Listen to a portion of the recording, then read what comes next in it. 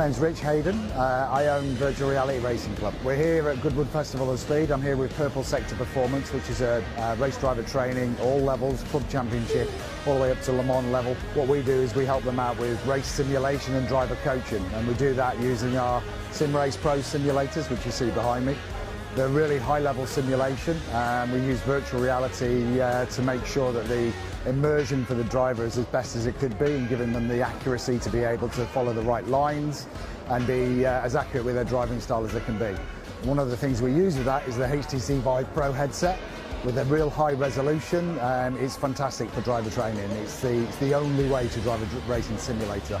The average speed improvement or time improvement for a driver, a pro driver, going from screens to VR, is minimum is 1 second a lap, and the average is anywhere between 1.5 and 2 seconds per lap.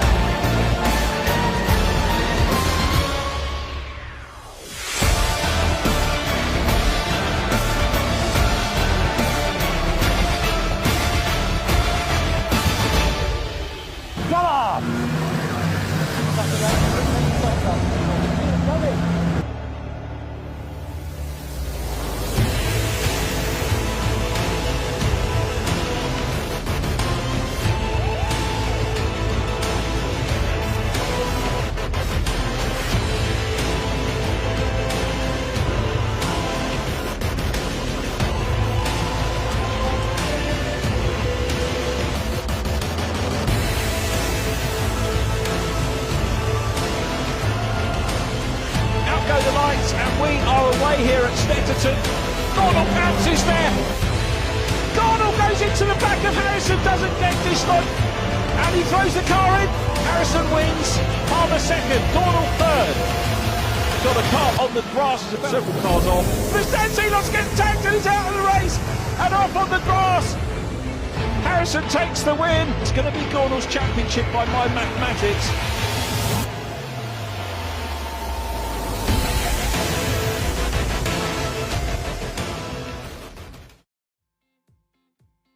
Good morning, everybody, and a very warm welcome to our fourth weekend of Official Mini Challenge eSeries Racing with Virtual Reality Racing Club. Richard John Neal in the commentary position once again. Delighted to be joined today by MSL's Martin Jones. Martin, a very good morning to you and a very warm welcome to the comms box.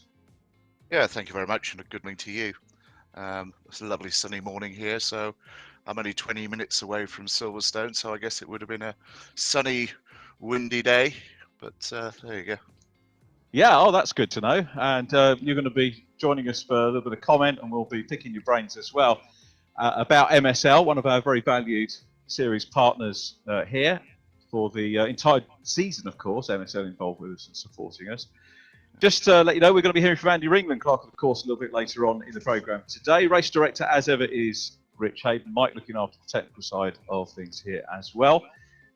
The first 4 weeks have gone very quickly, and here we are at the end of today, of course, marking the halfway stage of our maiden campaign. There will be more, and there'll be more about other following series a little bit later on as this campaign progresses. Next time out, we are, I guess, after our summer break, which is what the real token package does at Snetterton, followed by Croft, Knock Hill, and then the Brands Hatch Grand Prix circuit on the 11th of July, which is appropriately the week before I'm due to disappear off on holiday, hopefully, if we're allowed to travel in the UK. I can tell you that the drivers have already been doing a bit of free practice, as they have done in previous weeks, but here's the timetable for today, which will have a familiar look to our regular viewers. 12 noon, qualifying 1 gets underway.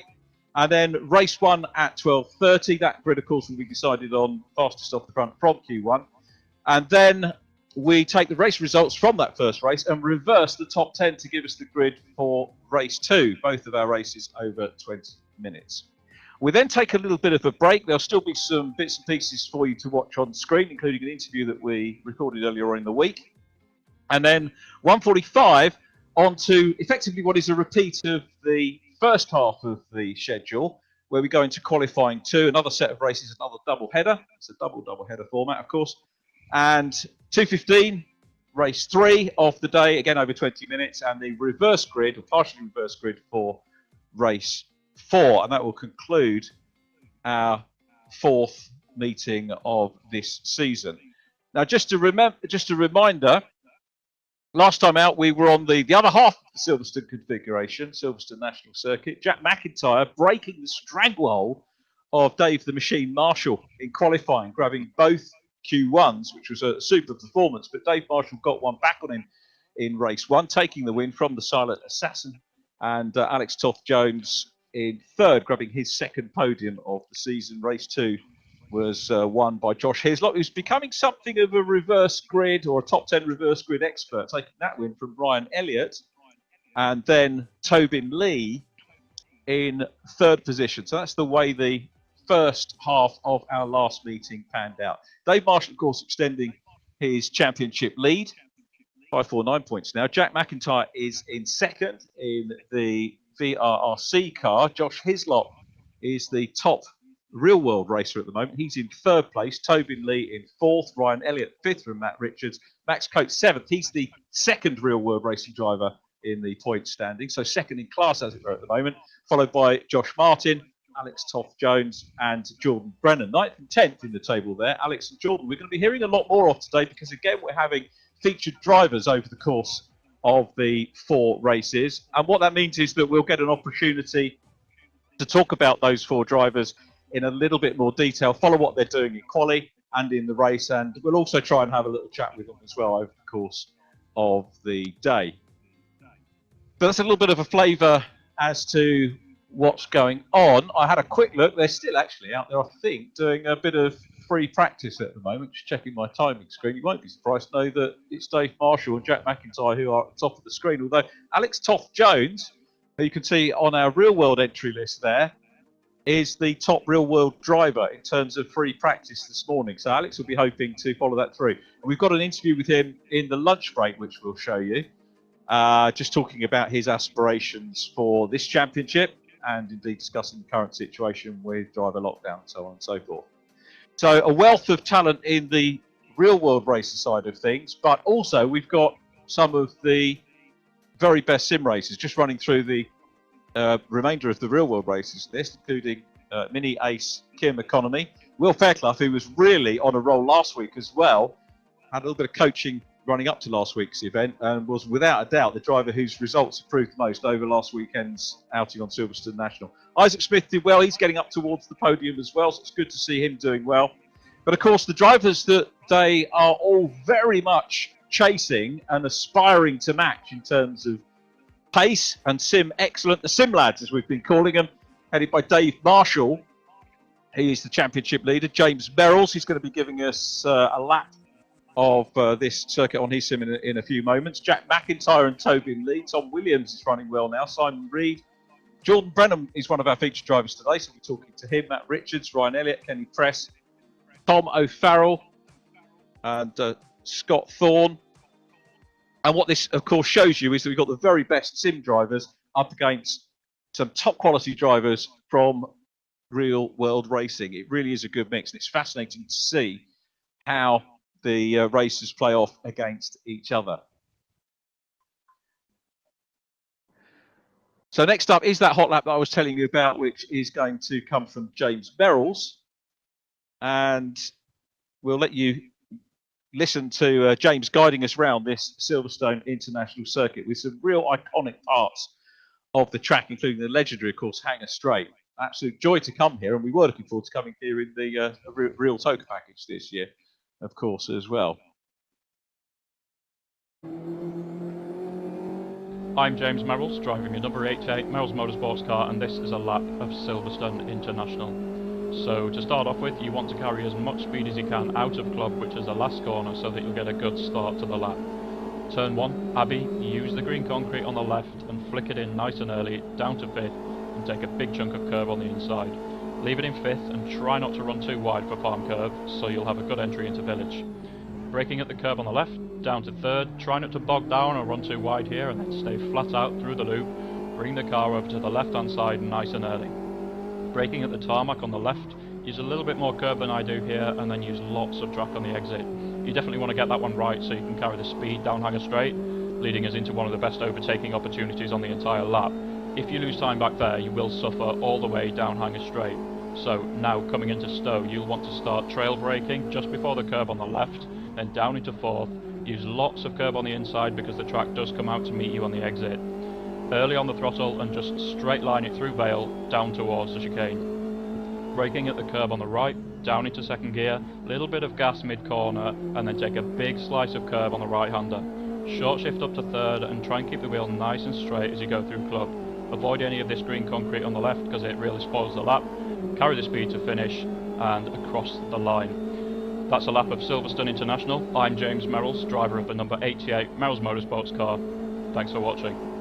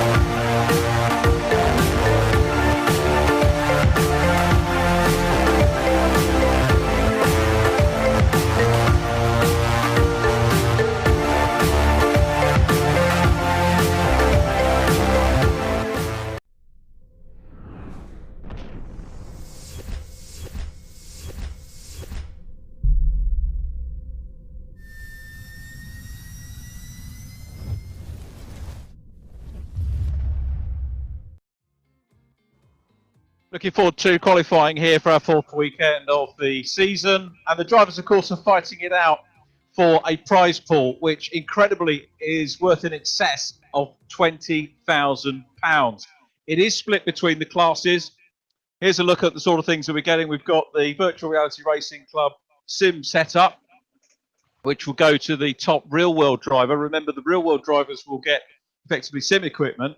The sim racers, if they win, will get the chance to go into the real world. So there's very much a crossover which has been designed to complement whoever is entering the championship. Sure, some of the sim drivers have maybe had a go in terms of scholarships or track days or even testing with real cars, but they're actually going to get the opportunity to go out courtesy of Mini Challenge racing one of the race weekends with full tutoring as well. You can see that doesn't just extend to the drive, it's the equipment as well, which of course you need to go real world racing.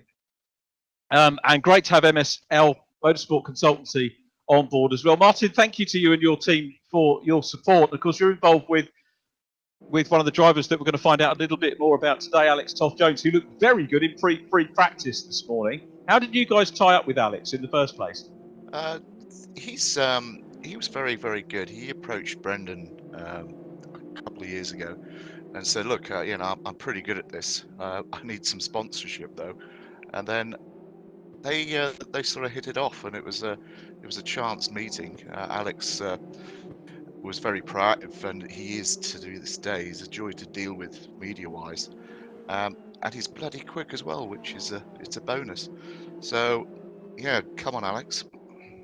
And what sort of things can you do for drivers like Alex? Because I suspect, well, in fact, I know that we've got a lot of people that are watching this thinking exactly what Alex Toth-Jones was thinking. Maybe Martin and the team at MSL can help me. And what sort of things can you do for them? Well, I think the biggest problem in this is going to be, or this climate going forward, is going to be raising money. The sponsorship isn't what it used to be. It's now more a business-to-business relationship. The sponsors that come through for the young racers are their parents and people that they know. But it's our job, and what we do help is to guide them, pick the right series for them, make sure that the budget is sustainable, because it's not just finding 1 year's budget, it's finding sort of 3 to 4 years budget, and you've got to have a career path. And you've got to, if you want to make a living out of it, you've got to make sure that you've picked the right career path. If you want to do it for fun, well, that's great, that's the way to do it. But it's that path identification that we have the experience in doing, and that's pretty much, if you come to us, what's your budget? We ask some fairly hard questions. How are we going to sustain it? And what are your goals? And when you do come to us and we get the budget sorted out, we'll look after the budget with the teams. We'll negotiate the best thing or best deal with a team, and monitorize, make sure that the monetary side is looked after, so that you're focusing on your racing. You know what, Martin? It never ceases to amaze me the amount of new drivers that I meet who don't have a plan. They just sort of come in and don't think it through. But it is absolutely crucial, isn't it, now? Particularly as so many youngsters want to make motorsport a career. Some of them are doing their work-related learning, maybe in engineering, things like that, and getting in the right sphere for them. But it's something that many drivers don't think about. They kind of think from year to year. But it is good, even just to have a chat with people like yourselves about that plan going forward. Well, the days when I remember Mansell, when he was setting off, he put everything on the line. But back then there were more opportunities. It wasn't as expensive, but he put his house on the line. What we're saying is that don't risk your shirt if you've got no future plan. Sound thinking. And well, let's have a look at we've got the first hot laps in. Here's our little graphic just to remind us about Alex Toth-Jones. As I say, I had a chat with Alex in the week. It's the first time I've done an interview with him. Chatted to him before in and around the paddocks, but I think you're going to enjoy the interview. It was all one take. So what you see from Alex in our interview, very good, very well presented driver, very good at chatting and answering the questions. We could have gone for a lot longer interview, to be perfectly honest, but we needed to try and keep it within the confines of our lunch break. And he's having a good qualifying session at the moment. He is in 4th place, so he's running P2 in class for the real world racers. But it's Dave Marshall, the championship leader, with a 110.8. Now, the lap that we saw James Merrills do for his video demo was a 111.4. So Marshall, very quick out of the blocks with Jack MacIntrye in 2nd position. Luke Kidsley is the top real-world driver at the moment. Great to see Luke getting a little bit of form. Somewhat surprised at this stage of the season with 12 races under our belts. Luke's only had one top 10 finish, which was 8th place in race 1 on the Donington Park configuration earlier on. So great to see him there. Alex Toth-Jones looking for a 3rd podium of the season, having had 2nd at Donington, had a 3rd in race 1 on the national configuration here. Then we've got Rob Butler. Tobin Lee is in 6th place, followed by Josh Martin. And at the moment, the leader of the 2 Newsham Nutters is Callum Newsham in 8th place. Then Max Coates 9th. Josh Hislop is in 10th place. There's Callum Newsham. Callum, one of our featured drivers. He's going to be featured driver for race 2. And repeating myself from earlier rounds, apologies for doing so. For those of you that know this fact, of course, is the son, as you probably gather from the livery, of former British Touring Car Championship race winner Dave Newsham. I had the pleasure of knowing the family for a good long time. And not slipstreaming quite, but following Callum is Jordan Brennan, his Liqui Moly Norscott vending machine teammate, who is there and starting to get a fair bit of pressure is Jordan to try and get some budget together to come racing. And I know the budget's not there for them to go car racing at the moment, but he's been running very well indeed over these last few rounds, and has the last 2 rounds, in fact, Brands Hatch Indy, Silverstone National, on the road, ever present in the top 10. The first round at Donington Park, he had a brace of 14th places being his best results then. Best finish so far of 4th position. He's going to be our featured driver in race 3. We get into the second half of our qualifying. But anyone taking your fancy at the moment, aside from Alex, Martin? Well, it's just the Marshall domination, isn't it? He's a very quick lad. I'd love to see him a car, that's for sure. This circuit is just fantastic, though. If it was standalone, away from the complex at Silverstone, it would be right up there in the UK's sort of rankings. Silverstone complex is just such a great place. Love the development over the years. You've done a super job, and the fact that you can run, I said last time, 2, maybe 3 race meetings in this place on a given day. So you could have the BRSCC running a meeting on the national circuit, maybe 750 running on the international circuit, and then a separate one, the Silverstone Racing Club, maybe on the snow circuit, which is inside complex you're racing on today. We're having a look at Damien Hall, and apologies to Damien and his followers for not chatting over the graphic which came up for him in the 246 car. Damien is our Barbadian race driver, as you can see, one of our sim lads, and the first Barbadian to qualify for an international esports event. Barbadian police officer. So we were kind of nicknaming him, I don't know if you've ever seen the programme, Do a Total Blank with Anthony Williams, which was Death in Paradise. Have you seen that? Maybe not. I don't think the people must be a lone thing that I watch. I don't watch lots of TV, to be perfectly honest. There's James Merrills. There's the guy who did our lap earlier on. And James was one of our featured drivers last time, running in the 88 car. Let's have a quick look. James down in 17th place at the moment, ahead of me from Hammerton. But we're starting to see some changes because Max Bird, who was just below James Merrills, Max in the 44 car, leapfrogs well into the top 10. So up into 8th position for the 44 car. And Max's results, again, if you're plotting them as a graph, they are steadily going up. So Max Bird could well find himself up towards a podium. He's had a little bit of cruel luck. We know his mum and family tend to be watching the feed, so they'll probably be adding some feedback in, but he's definitely is due some. Just look at James Merrills. User entered your channel. James Merrills has been pretty consistent with his times. Best result so far was 12th place in race 2 at Donington Park. As you can see from the time of Dave Marshall doing what he tends to have done in the earlier rounds, which is quick straight out of the box, a 1:10.835. Jack Max second. Luke Kidsley still there in third place, so it seems to be the early laps that have counted. We've still got 8 minutes of this qualifying session remaining. So top 5 in the championship: Dave Marshall, sim racer, then Jack MacIntyre, Josh Hislop, third top real world racer. Tobin Lee is third in the sim racers, but 4th overall. Then it is Ryan Elliott, 5th overall and 4th in class for the sim racers. Matt Richards is next up as well. Matt 6th overall in the championship. Then we get into a glut of real world drivers. Max Coates 2nd in class, but 7th overall in the championship, followed by Josh Martin, another real world racer, and then Alex Toth-Jones is in 9th, 4th in class at the moment. 5th in class for the real racers is Isaac Smith. Keep your eyes open for the 1-2-3 car. He is really starting to move up now.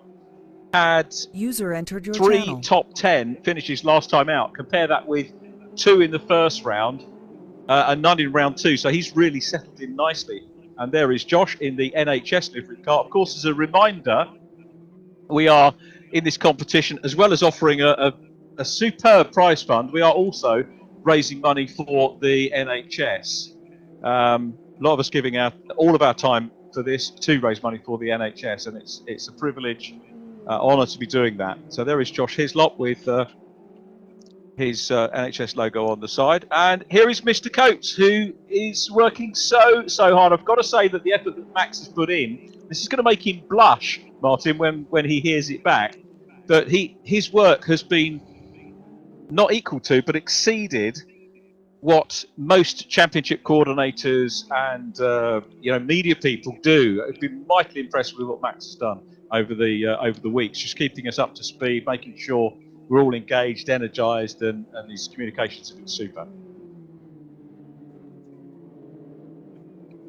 Max trying to claw his way up towards the top 10. Well, there have been some other changes. Remember, we said that Max Bird had got up into 8th, so he's now being punted back down to 11th. Max Coates in 12th behind him, then Josh Martin and Josh Hislop, followed by Isaac Smith. Tom Williams next up in 16th place from Will Fairclough in 17th.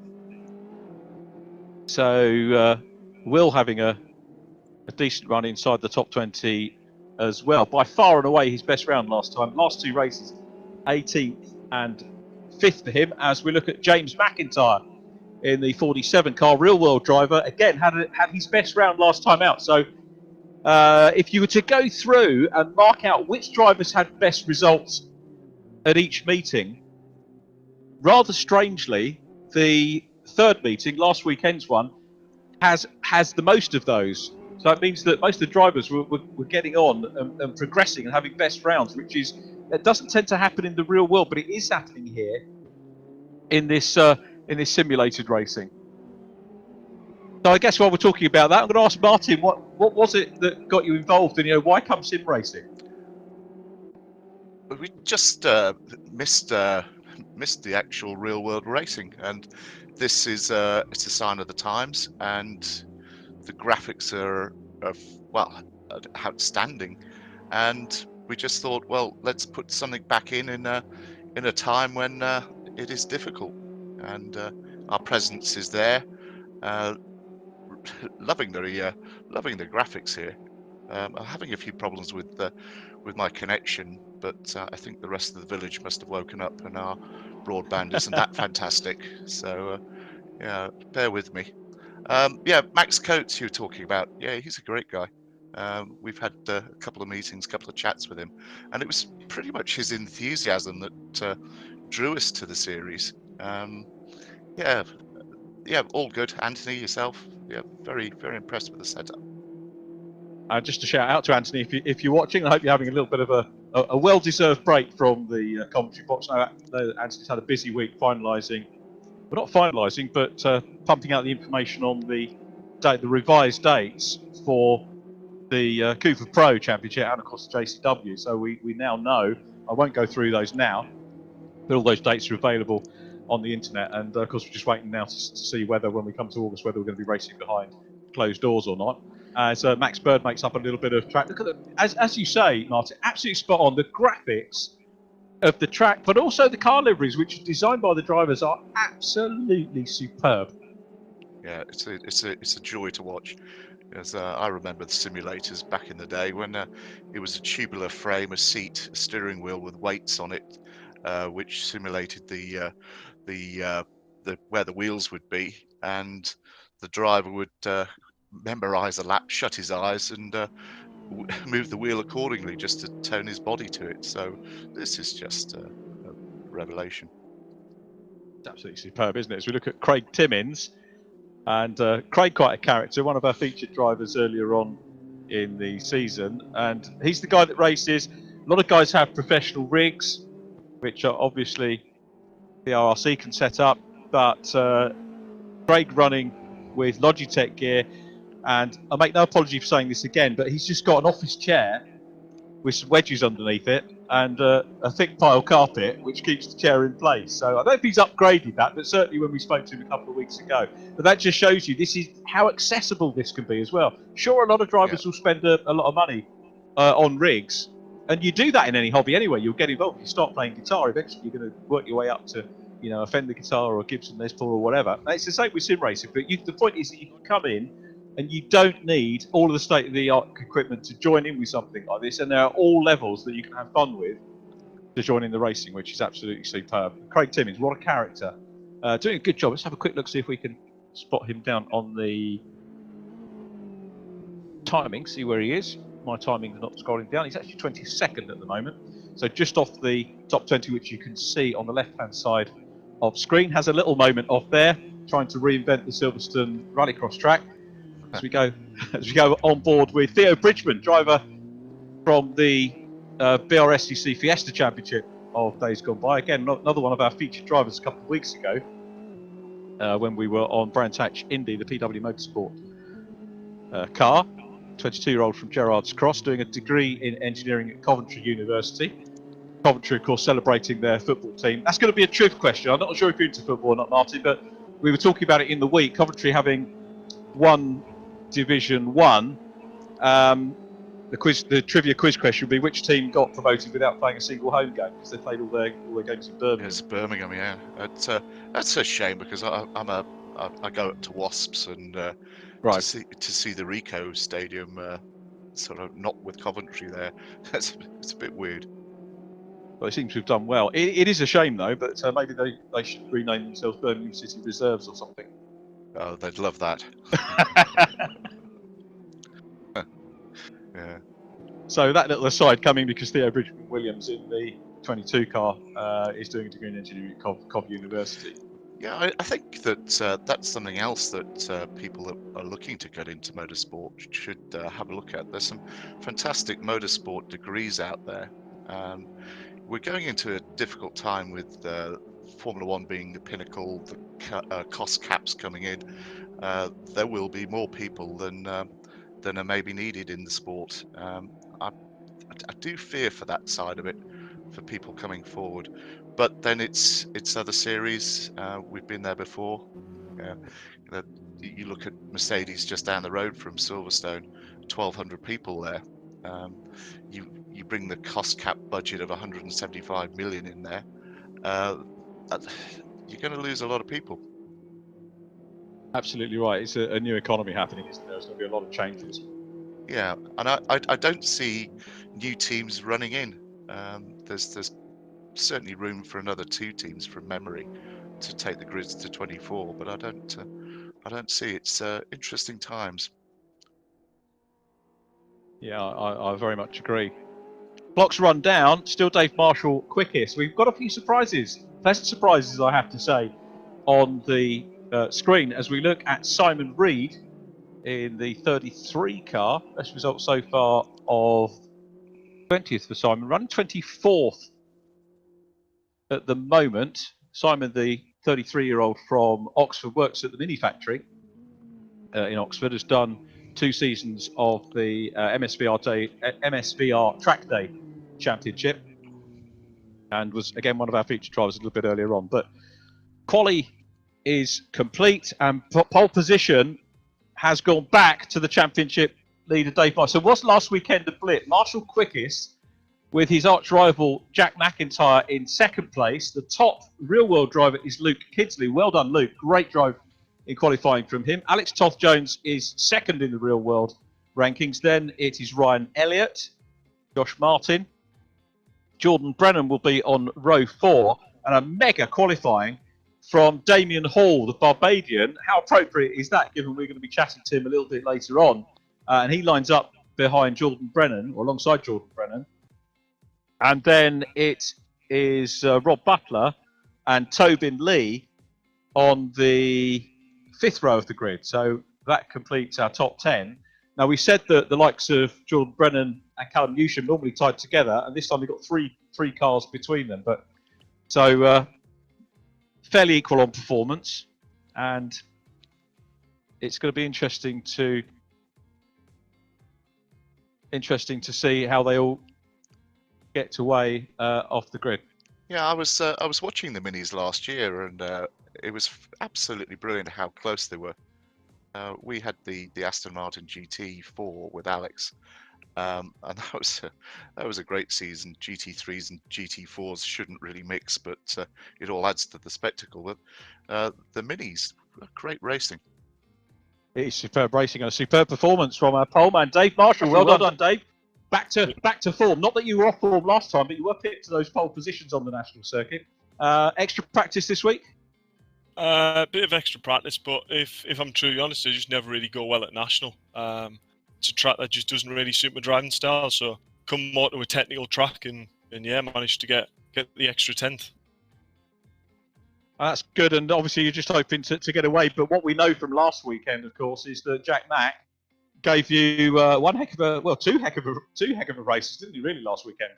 Yeah, I think you know there's going to be a race on here, don't you? It's going to be tight. Jack's definitely on the pace. I mean, I think the top 10 there was separated by 0.2 of a second or something. So it's just the whole championship is incredibly close. So yeah, just try and get my head down and get a good start and hopefully bring away the win. Okay, well, hopefully we'll catch up with you on the podium. Thanks for taking a few minutes to talk to us, and well done on reclaiming the mantle of qualifying. Got to do it all again, of course, a little bit later on. Cheers, thanks. So, great performance from Dave Marshall. Jack MacIntyre in P2. And then we've got Luke Kidsley. Super job from Luke. And hoping, I just say, Luke Kidsley, unbelievably, only got the one top 10 finish so far, which was race 1 of the year. So hoping for better things from Luke Kidsley in this race. And it would be mega if he could get a podium. But knowing Luke, he'll be keen to take the race as well to Marshall and MacIntyre. Well, one of our featured drivers is Alex Toth-Jones. Alex, well done. 4th position in qualifying, and our featured driver for race 1. How was quali for you? Yeah, it was quite good. I managed to get that lap in on my first flyer, so I was quite happy with that, and then just chipped away. I actually threw away a lap with about 3 minutes to go that would have put me P2, I think, as it turned out. Yeah, so a little bit disappointed, but 4th's at the sharp end of the grid, so got work to do.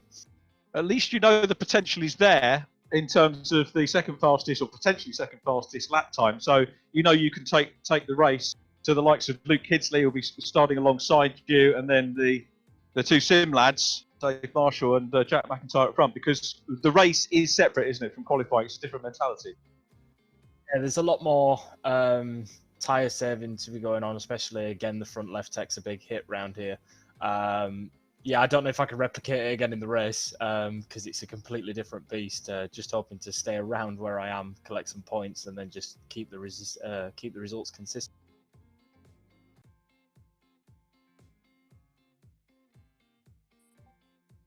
Not sure if Alex heard Martin there, but Martin's saying end of Hanger Straight is the place, apparently. I'll try my best. The wind direction's a little bit different, so it makes it a little bit difficult going in there this time rather than in the practice sessions. But yeah, I'm sure I'll try one for him. Close your bedroom window then. Brilliant. So well done, Alex. Good performance in qualifying, 4th position. So behind Alex, we wish you well for the race, of course, Alex, as well. Thank you.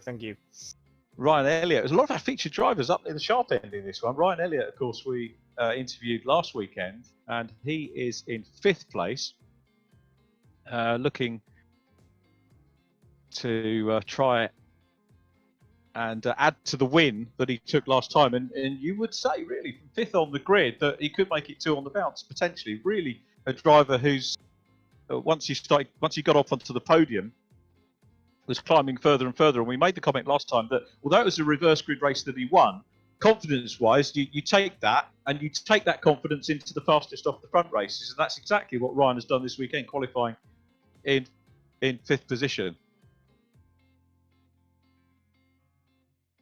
Okay, let's go to another driver in our virtual part, Ferme, which is Callum Newsham. Callum, how was qualifying for you? Hi, qualifying, it was all right.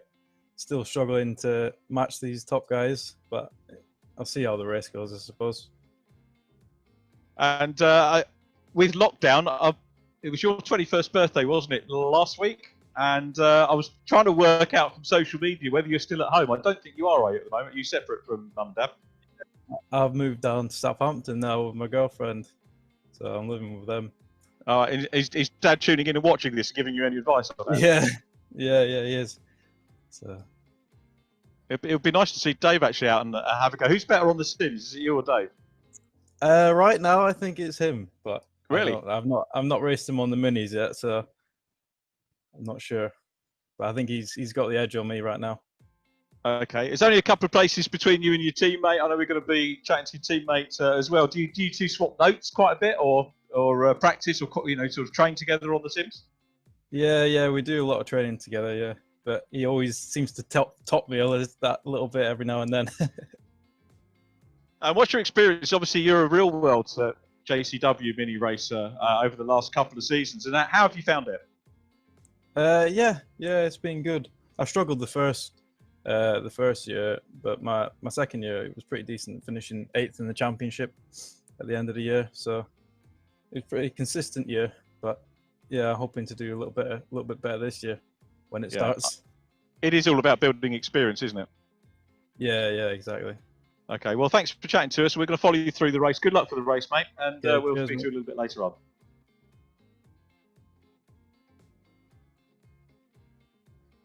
Is the son of Dave Newsham, British Touring Car Championship race-winning driver, and Callum looking forward to making up a few places off the grid in this one, which is our 13th race of the season. Hopefully, not unlucky for anybody. Some race coordinators usually call round 13 round 12A if they're superstitious. That's one that's been peddled at me a few times over the years up into the commentary box. But don't think there'll be any issues on track here, virtually for sure. Dave Marshall looking forward to trying to extend his championship lead again. Now, points-wise, it is significant grabbing a pole position because there are 6 points available for pole and 6 points additionally available for the fastest lap of the race as well. So immediately we can see that Dave Marshall has extended his championship lead out now. He goes up to 555 points as we look at the grid for the upcoming race. The race points themselves, 50 points for a win, 44 for second, 40 for third, 37 for fourth, and third, 34 for fifth position. So plenty of points to be allocated.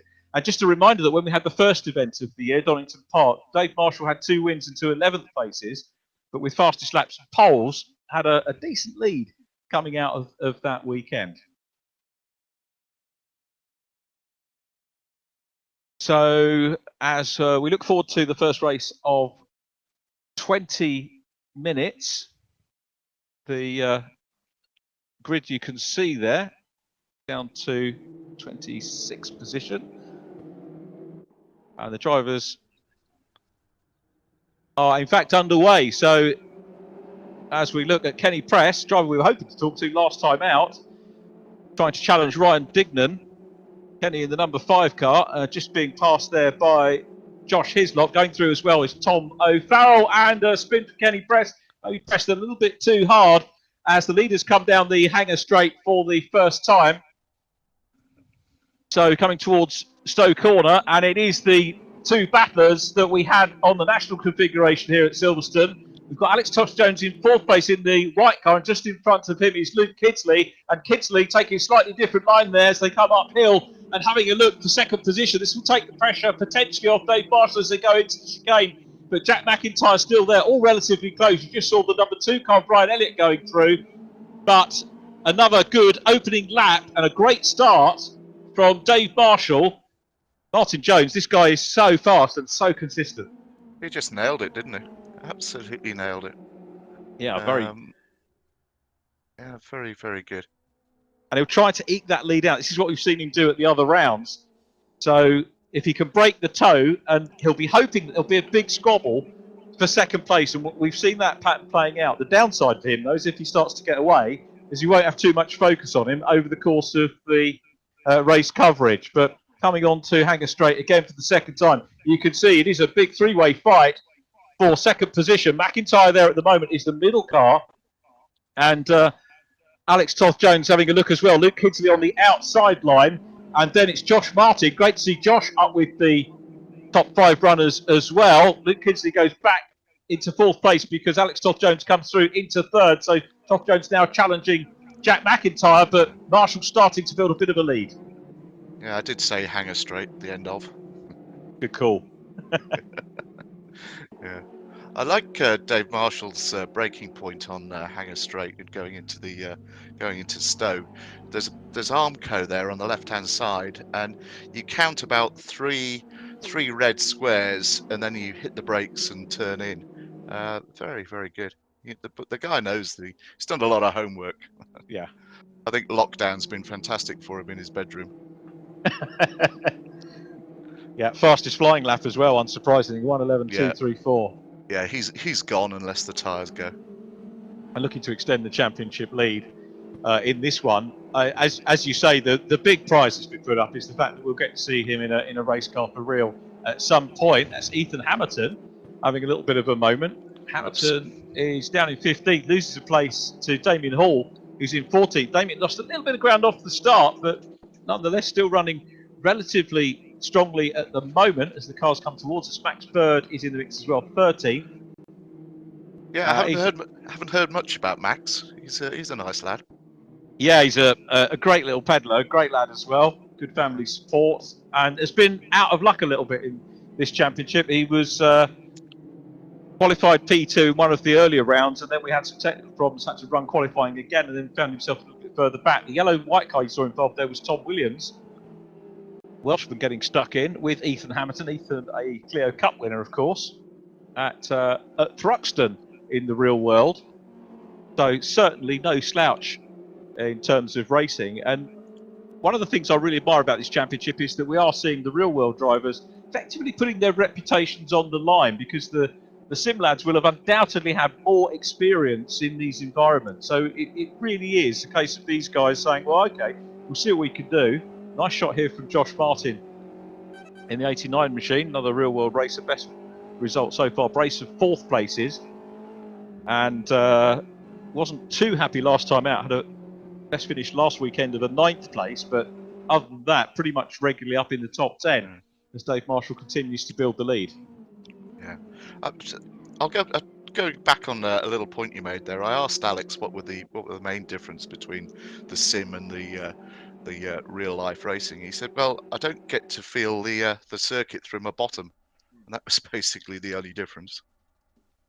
Yeah, a lot of drivers do sort of point that out, and that's a key thing, isn't it, for real world racing, is the feel of the car.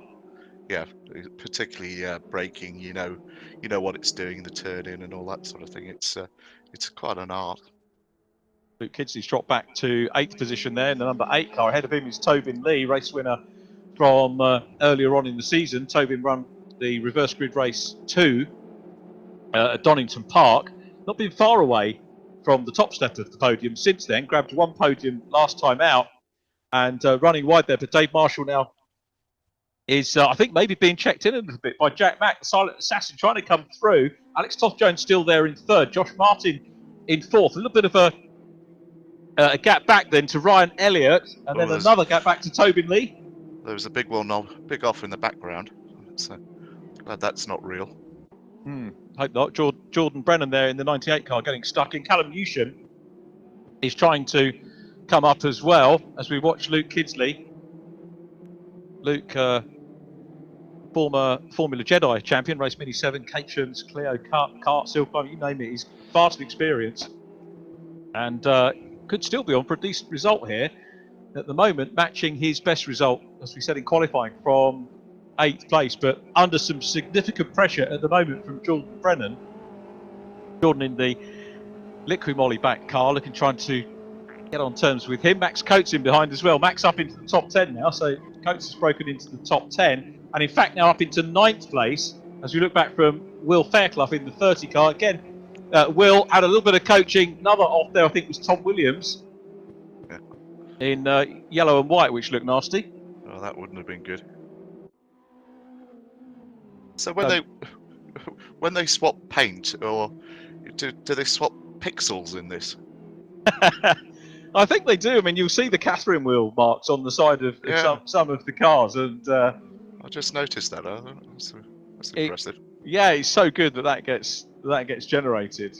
And dare I say it, we tend to see the same cars with Catherine wheels on as well. But one of the people we're going to be talking to later on in the programme today is Andy Ringland, who's the clerk of the course. And we'll be asking Andy how much sorting out he's had to do after each of the rounds. One thing that our viewers won't see are the various championship associated chat panels where drivers can maybe lodge the protests or ask for clarification on a certain point. Now we've got the Newsham nutters together, Martin, right there. Callum Newsham, who we spoke to, looks on the inside line. The North Scott vending machine is going to try and go through to see the salt tyre on the edge plates of the rear wing, having a look at his good friend and trying to get past Jordan Brennan, but Brennan is slightly the quicker at the moment. Certainly done a little bit more sim racing than Callum Newsham, and having a good run. Max Coates is ahead of them as well in the white, black with yellow trim machine as well, having a good run.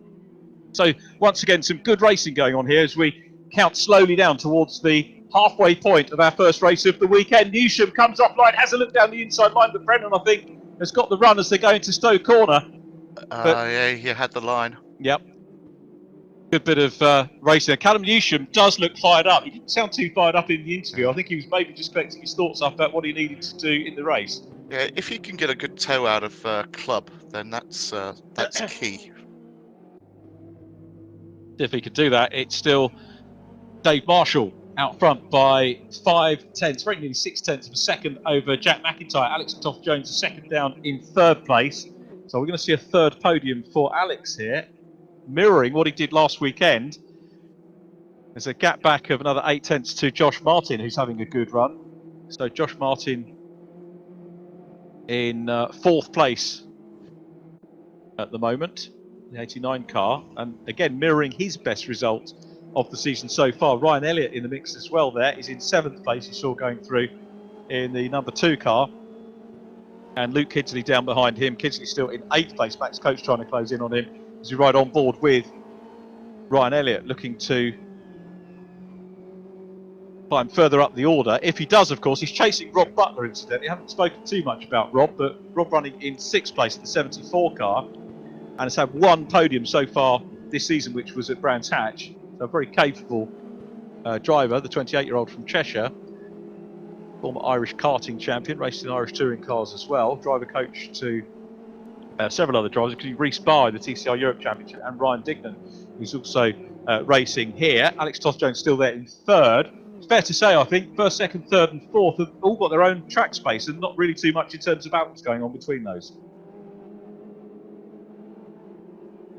Yeah, it's looking good. It's I think Dave Marshall seems to be pacing himself now. Jack MacIntyre with fastest lap though, Martin, which is going to be a potential 6 points for him. I don't know. I'm guessing Marshall might or might not know that. Depends what he's got up on his screens. And Marshall running with Fanatec equipment. Jack MacIntyre 2nd place in the championship using Thrustmaster rigs. 3rd is Josh Hislop, top real world racer. He uses Fanatec equipment. 4th place is Thrustmaster again. So Fanatec and Thrustmaster equipment seem to be de rigueur and shared amongst the top 4 places of the grid as Max Coates gets embroiled here with Jordan Brennan. They had a good set to, if you can call it that, last weekend, and they're really getting stuck in again. Coates with the Clean run out of the chicane and hanging on to it at the moment, but of course Jordan Brennan's got to be mindful he's got Callum Newsham right behind him as well. Newsham taking a slightly wider line there. Let's see as they head down into Abbey Corner whether Max is going to come. He's coming under pressure, but it wasn't a challenge there. This is a really quick part of the circuit. This is great fun. It's super fast and you're on your limit. Yeah, that's great. The graphic there, it shows the cars lifting. A lot of attention to detail in the graphics package has been put together. Coach now having a bit of breathing space with the Northcott car now up ahead. So Callum Newsham gets ahead of his teammate, breaks into the top 10. And this is the point of the race now where we start to speculate who's going to have the reverse pole. So at the moment, it could be Callum Newsham. He's in 10th place. Callum under pressure from Jordan Brennan. In fact, goes back in front of him. So Brennan back into provisional pole for race 2. Yeah. Callum Newsham will be mindful of that. And down behind them, it's Damien Hall. So Damien Hall not really in contention at the moment. There are some problems for other drivers in the top 10. We could see Damien Hall knocking on the door of a reverse grid pole, which is going to be fascinating to see. Here is Jack MacIntyre, though. MacIntyre piling the pressure on. The fastest man on track has reeled in the race leader. So we do, despite what we thought earlier on, have this battle for the lead. Race on. So the VRC car really putting the Silverstone car of Dave Marshall under big pressure. The machine versus the silent assassin, Alex Toth-Jones. Has Alex got a nickname, by the way, Martin? Not that I can broadcast. Okay, and here we go, side by side for the lead, and Jack MacIntyre here is having a very good go, but Dave Marshall will know what he's got to do to soak up the pressure. There's a little bit of door handling between the two of them, and MacIntyre goes through, takes the lead. Jack MacIntyre, the silent assassin. Well, he wasn't so silent there. You can see the pixel damage on the side of the car. Marshall clatters the curbs, raises two wheels. He's going to be a little bit frustrated now, having lost the lead. Right, well, this is the time for Alex to get his finger out. Absolutely right, an opportunity here for him to close in. But what about that? Jack MacIntyre, this is what I was saying to Dave Marshall. He knew that last weekend he was in a real race, a real virtual race with Jack MacIntyre, who in the first race last weekend led for most of it. And I think it was lap 18, a couple of laps from the end, where he just made a mistake coming out of Woodcote that left the door open for Marshall to go through. But in race 2, it was tit for tat between these two. And MacIntyre, of course, was the man who, in his head, knows that he's got the pace to be able to race hard with Dave Marshall, which he did, and managed to go through. There is Damien Hall. Where is Damien at the moment? 13th position, racing with Max Bird. Bird in 12th. Then ahead of them, Jordan Brennan. Callum Newsham back into 10th position. You can see the red-topped car ahead of the car with the Union flag on the roof, which is Jordan Brennan. And here is the battle between Bird and Hall. A little bit of contact there on the back end, and that didn't work out well for the 246 car. Throws him off the circuit. Now, what's happened to Max Bird? Did he escape from that? I don't think he did. I haven't seen Max Bird come through. So Bird dropping down the order again. Terrible luck for Max Bird. We caught a quick glimpse there of Keir McEconomy going through shot as well. There is Max Bird. So Bird now chasing Keir McEconomy. When is Max Bird going to have some decent luck? That was real hard lines for him. Yeah, just caught it perfectly as well, right in the rear quarter panel. When we spoke to a couple of drivers, I think the Brands Hatch round, we had some contact on one of the places, and it can be caused by internet lag. So it's not necessarily, I'm going to give you a tap to move you out the way. There is that thing where you can get a little bit of web lag and not see what's happening, and certainly that was the case with the drivers we spoke to at Brands Hatch. And it's Andy Ringland's job, of course, to look at all that. Do you know, in all my years of hearing drivers' excuses, I've never heard that one. Yeah, I think Max Coates was the first one to add it to the book of excuses. But yeah, that's going to be an appendix now. The only thing is, Martin, I can't argue about it, because during our first round coverage, our broadband went down. It hasn't done since. Touch wood. It says touching his head, but so it was a problem for us as Isaac Smith, the reigning Fiesta BRSCC Fiesta champion, has a little look there in the 1-2-3 car. Smith down in 14th place. And of course, they all, at this stage, if you're not in the top 10, you want to be there or thereabouts to challenge for that provisional pole position for race 2. There's Jack MacIntyre still up front. There is Smith chasing Josh Hislop, who is again there or thereabouts. Remember, 10th position in race 1 last weekend. James Merrill is in behind Isaac Smith, the 1-2-3 car. And then Kieran McConomy, Max Bird down in 14th place at the moment after that little tap. And Damien Hall is actually behind Max Bird now, so probably karma sort of sorted itself out between those two. And let's hope that Damien doesn't get close enough to maybe have another tap on the back end of Max Bird. You can see him at the back shot right the way down the other end of Hanger Straight as Ethan Hammerton comes through. So MacIntyre doing what he needs to do to try and chop down the championship lead of Dave Marshall, fastest lap and race win. If he does that, he will pull 12 points back of a mammoth championship lead that Dave Marshall has. To be fair, MacIntyre, I think, on the reverse grid races has been slightly the quicker, but Marshall quicker on the flying laps and grabbing those extra points that go with that as we follow Callum Newsham, our featured driver for race 2, still running well. He is in 9th place. At the moment, Luke Kidsley down behind him. Luke will have pole position for race 2, although Jordan Brennan will have something to say about that. And he's running in 11th place. If Jordan can nip past Luke Kidsley, he would, I know, be fighting for the win. We've seen him fighting for podia in the past, as we have 2 minutes 26, 2 minutes 24 plus 1 lap to go here on the international circuit at Silverstone. But it's now a second, 1.054 second lead for Jack MacIntyre. So he won't want to be complacent in this last couple of minutes, but looking good for another win. Yeah, you call him the assassin. He's certainly done that. He just went about his business so quietly the first couple of rounds, which was why Anthony Williams coined that that moniker for him. Absolutely appropriate. Now, are we going to see him take a first fastest off the front race win? If you look at his results, he hasn't finished outside the top 9 in all 12 races so far, but hasn't had a win fastest off the front yet, but could well do in this one as Ethan Hammerton comes under pressure from Josh Hislop and Isaac Smith. That's the trio. Then down behind them it's James Merrill in white. Kieran McConomy busy chasing as well. Smith looks to the outside line. Both these drivers grounded in Fiesta racing. I think they might have done a fair bit of that on this track because BRSCC have favoured the international circuit here and produced some great racing over the years for their multi-class Fiesta Championship.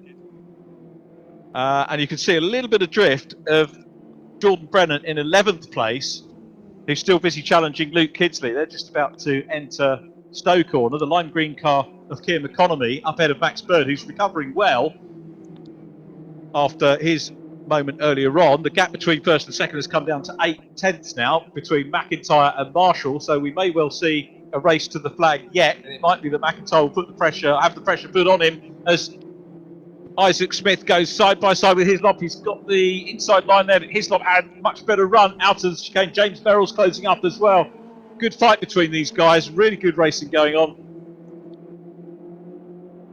Back of that group then, James Merrill's has a look down the inside line as they pass the international pit complex down into the right-hander at Abbey, left-hander at Farm, then Village, the Loop, through Chapel, and then onto the Hanger Straight they will go. 10 seconds on the clock, so the race leader's not that far ahead of this battle, so this will be the penultimate lap of race 1 of 4, and the gap has come down again, 6/10 between MacIntyre and Marshall at the front. It's going to be all decided on the last lap for the lead. MacIntyre has been caught by Marshall, but whether Marshall can get back into it remains to be seen. Yeah, it'd be interesting to see at the end of Hanger Straight into Stowe if Dave Marshall does a dive. Yeah, he'll be very mindful about points, Dave Marshall, for sure. And he knows he's got to keep finishing the races, so he won't want to throw anything away. He calculates things all the way, and again, that's Anthony's moniker of the machine. He just thinks things through all the while. And we're looking at the battle for the lead on the right-hand pane of our feed here, and it is MacIntyre still there. Marshall trying everything to close in. Still Alex Toth-Jones in third place. Josh Martin is in fourth. Another good result in the offing for him. Also looking. That's the guy who's going to go for it. Yeah, he's having a good go. Real good battling down the order with Josh Hislop getting stuck in as well. Just ahead of Isaac Smith and having a good go now. Dave Marshall is going to look around the outside line, or is he? No, as they go into the chicane, we're waiting for the checker flag, and it's going to be Jack MacIntrye. I think he's done enough to grab his first win fastest off the front. There is the 37. The VRRC car is going to take the checkered flag and the win, which he does. It is Dave Marshall, the championship leader, in second position. Third place will go to Alex Toth-Jones, the third podium of the season for him. Josh Hislop there is running in 12th place. At the moment, it's Luke Kidsley with provisional pole in 10th place for race number 2 of the day, as we watch that 58 car working its way. The real world racer is going to have to work hard to get a reverse grid win. But there he is, Josh Hislop in the 58 car, just ahead of Ethan Hammerton and Isaac Smith. And remember, all of those drivers capable of podia. Just going to check my timing screen. It was Jack Mack who took the win, and indeed the fastest lap of the race. Dave Marshall in second. They will, of course, start on the 5th row of the grid for our second race. Alex Toth-Jones is third, and I'm guessing, Martin, happy with your charge's progress in that?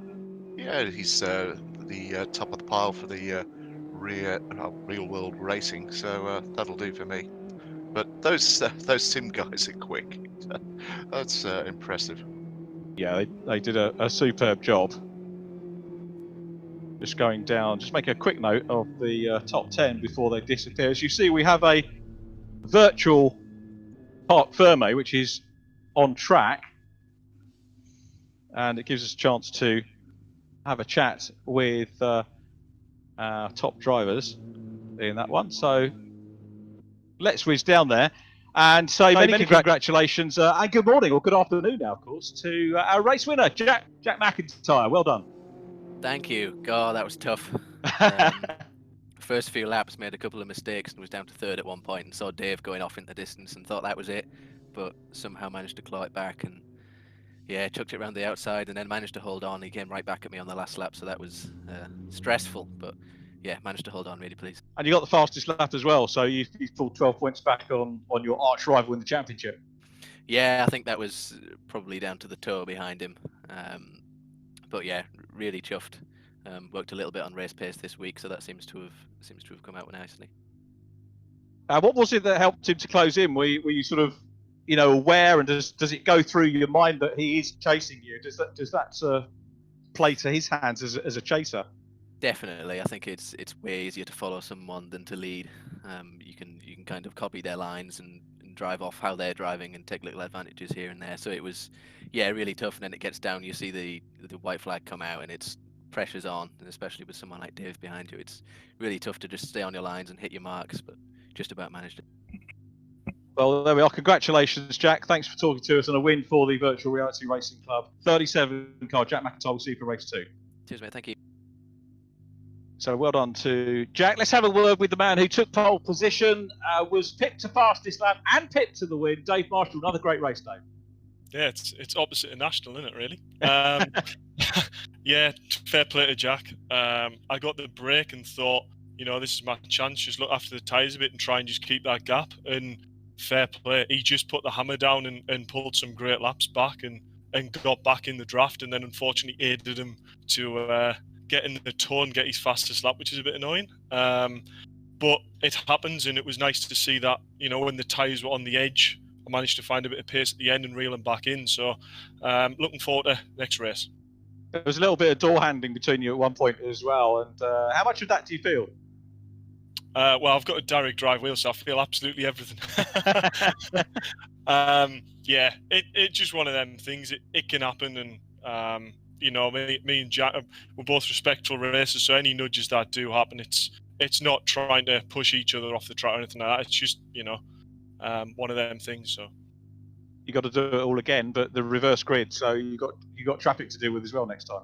Yeah, but I feel this track out of all of them, you can sort of set overtakes up a bit better than you can for national. National is a bit of a bun fight of who's going to get past. So it's a bit easier to defend against multiple cars, but yeah, looking forward to reverse. Yeah, we're looking forward to that too. Well done. Great to talk to you again on the plane. Dave Marshall, championship leader, and close race between himself and Jack MacIntrye. Third position in the race, our final podium slot, goes to Alex Toth-Jones. Alex, we're making a habit of having a chat, which is great from our point of view, and a good result. So up from fourth on the grid, you knew you had the pace to be able to get off onto the podium, and you did it. So talk us through your race. Yeah, it was a little bit leery at the start. It got a bit close. It was some good close racing, and the two in front managed to get a bit of a gap. But as soon as I set into third, started to put the consistent laps in, and they just started to come back to me just in touching distance as they started battling. But their pace at the end of the stint was absolutely mighty, and at least I'm closer now. I can see them a little bit more, so hopefully one day soon we'll be fighting for the wins. We wish you well with that. Certainly got the pace there. Well done on third position. We'll see you off eighth position on the grid for the reverse grid race. Cool, thank you. So our first race of the day over. Just to recap the top 10 for you, which will be switched around grid-wise for our second race of the day. Pole position will go to Luke Kidsley. Jordan Brennan will be alongside him. And then on row 2, Ryan Elliott and Max Coates. Rob Butler and Tobin Lee. Didn't really get the chance to talk too much about those guys in race number 1. They will be on the third row. Josh Martin and Alex Toth-Jones on row 4. Row 5, our first and second in the race, of course, Dave Marshall and Jack MacIntrye, as we look forward to our second race. But initial thoughts, Martin, on our opening race of the weekend? Yeah, it was great, wasn't it? It's I keep banging on about the graphics, but it might be the fact that I've got a fairly new HD screen, so it could be that. But yeah, thoroughly enjoying it. Yeah, good stuff, lads. Yeah, they've certainly given us some great entertainment. We've got 4 more weekends to go. Next weekend we're going to be racing on the Snetterton configuration, which is that's a long lap, particularly if you're filming. Since Dr. Palmer added the infill, which has been a super addition to the circuit. What was previously, of course, a relatively 2 long straights. You know, we used to really dislike going there, but he's done a great job, Dr. Jonathan. I like what he's doing to the older circuits. He's certainly tidying them up. Yeah, I must admit, it's hardly a program goes by or an event goes by where I'm not singing the guy's praises. And really super investment that he's made in them. But that 300 circuit really has added, changed the character of the place completely. Yeah, absolutely. I think 1993, our racing team won its first Ferrari championship there. So that was a good memories of that place. Anthony Williams' home track as well. I think they were talking about they've got a Goodyear tyre test coming up in July, which is still trying to work out whether we'll be able to get to, as tracks aren't allowing any media in at the moment. Yeah, I was down at Brands Hatch on Thursday, and they were testing away there quite happily. So it was great to hear the cars out of the circuit again. And yeah, let's hope everybody stays safe and we can get through this and get racing and get spectators back. Yeah, absolutely right. It would be nice to see a little bit of filming if there is stuff behind closed doors. We've got the cars on the grid, as you can see, ready for our second race of the day. So let's keep an eye on Luke Kidsley. Of course, it's the outside line, his pole position. The lights are going on now. A long wait from race control. Superb lineup, as you can see. Our inset is Will Fairclough, but our race leaders, as they head down to Abbey for the first time, it's Luke Kidsley, who leads from Jordan Brennan, who slots into second position. It's a good start. We've got Max Coates up and in the mix as well, but Luke Kidsley, he'll be looking to try and get a decent result, improve on his best of 8 place. Ryan Elliott, though, round the outside line up into P2, the number 2 car. A great move from him round the outside line. Now, has he got that consolidated or not? Yes, he has. Jordan Brennan is down to 3rd. So, a brilliant start. Max Coates is back in 5th place at the moment, but a good start by Luke Kidsley, who leads down the Hanger Straight. And Ryan Elliott here must fancy his chances of another reverse grid race win. But Jordan Brennan is closing up on him and looking on the outside line as they come into Stowe Corner. But Elliott's got the inside line there. The Fanatec back car will hang on to it. Max Coates side by side with Tobin Lee. Max, of course, has been on the podium already. Tobin's won a reverse grid race there. He's in the 55 car, looking on the outside line. And the great thing for me again about Silverstone is you tend, unlike other circuits, to see less shenanigans on that first corner. Talking of shenanigans, almost the curse of the commentator. Max Coates has a massive sideways moment as someone gets buried into his side and Coates dropping back down the order. Well, that's typical, isn't it? You just say how nice and calm things are, and Max won't be too happy about that. Curse of the commentator, indeed. Absolutely right. Anthony will be laughing if he's watching, because it's been a little joke that we've had over the last few weeks. Ryan Elliott, though, great start, made it around the outside line, and Brennan, he's coming under big pressure here from Rob Butler, who's got the job done as well. So, or has he? No, Butler chasing hard. Brennan's still in 3rd, Butler 4th. Tobin Lee in 5th. Max Coates recovered from that moment and is in 11th place, down behind Dave Marshall. Marshall and MacIntyre separated by Josh Hislop. MacIntyre ahead at the moment of the championship leader. Again, it's not going to be enough to wrest him of the championship lead, but that's what he's going to have to do all the way to the closing stages of the season in order to try and get the championship lead away from Dave Marshall. And there is Josh Hislop, who's got himself now into the top 10, so progress on lap 1 for the 58 car. Max Coates in 10th, recovering from that moment earlier on, will be keen to get back up into the points as well. And down behind them is Dave Marshall, and Hislop has a mighty moment, wallops the concrete, spanks the bank, and drops back to Josh Hislop. The moment down in 12th. Could have ended up worse than that, I think, as we pick up with Rob Butler, still in 4th place. Jordan Brennan in 3rd. The Newsham nutters are going to be shouting and screaming at him. Talking of Callum, where is Callum at the moment? He's down in 12th. Oh, that's... Oh, dear, oh, dear. So, Coates chasing Dave Marshall, who is in 11th. Jack MacIntyre up into 7th place. So, Jack Mac, who made a podium in the reverse grid race last time out on the national circuit from the back of the field, the back of the reverse grid part, 10th position. So chips away, very much the silent assassin in that previous race, as we watch Callum Newsham in the 16 car, our featured driver in this one. Callum down in 13th at the minute. And he's got Tom Williams just behind him in the 19 car. Tom, the 28-year-old from Gillingham, studied at Keele University, hasn't actually got that much sim racing experience, but he is in the sim racing class and running well at the moment in 14th place. Callum Newsham's view, though, is to try and hunt down Josh Hislop. So remember, Josh Hislop is a race winner in the championship and running in 3rd position in the championship. He's been very consistent on points, but not having the best of days today, and I think he'll be disappointed to have been outside the top 10 in race number 1, and down in 12th position in this one at the moment is Josh. That's a great graphic. It is, isn't it? Now this is a really quick bit of the circuit coming up. Oh, here we go. So Newsham still coming under pressure from Tom Williams. I think get very honest indeed there.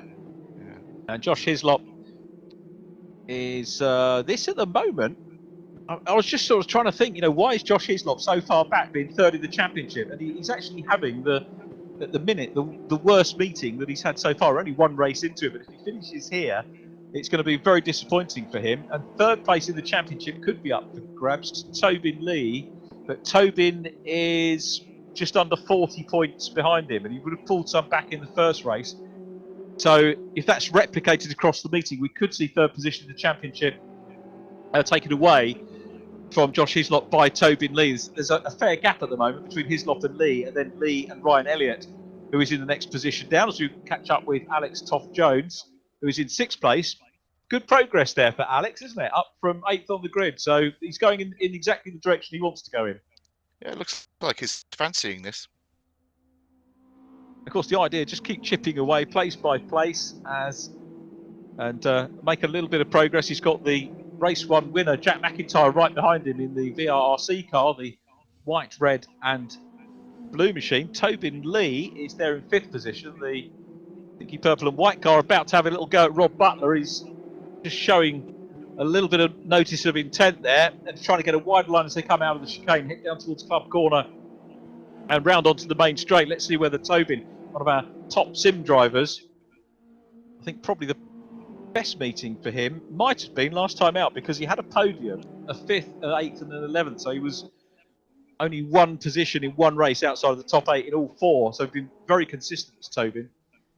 The driver comes from Bath, 19 years of age, and is an advisor for the British eSeries Association. And to Plymouth Uni. How can you be an advisor at teen? Well, I think they know the most about the racing. I'm impressed with that. Yeah. There's Theo Bridgeman, the TBW, full name Theo Bridgeman Williams, and appropriate to run that livery really at Silverstone, being an airfield circuit. And we were talking about Silverstone last time out.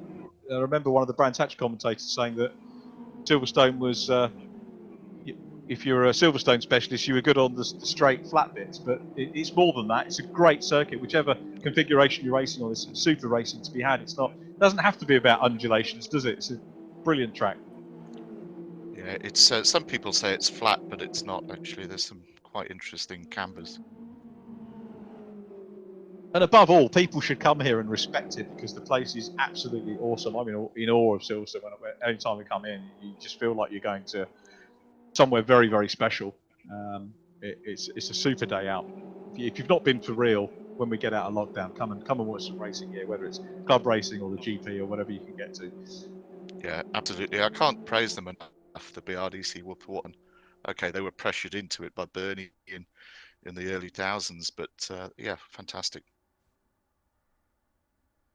So Luke Kidsley doing a super job out front at the moment. Ryan Elliott still in 2nd. I've overlooked Kidsley a bit, so my apologies to him. He's having a very good race here, and it will be absolutely superb to see him on the podium. We are very nearly at half distance. He's got a lead of just under half a second. Jordan Brennan looking for a maiden podium as well. Ryan Elliott, of course, no stranger to the podium these days, and indeed a race winner. But looking at this gaggle of cars, the winner, I reckon, could come anywhere from the top 8 as we look at them, and that includes Dave Marshall, who's in 8th position, Josh Martin 9th, Max Coates back in 10th, then Ethan Hammerton in 11th position. Ethan Hammerton here on for potentially his best result of the season so far. And remember, he started from outside the reverse grid top 10, so Ethan Hammerton has made exceptional progress as we watch Jordan Brennan trying to close down on the 2nd place man, Ryan Elliott. Elliott, though, got a great start and looking to add yet another podium and maintain, if he can do it, 100%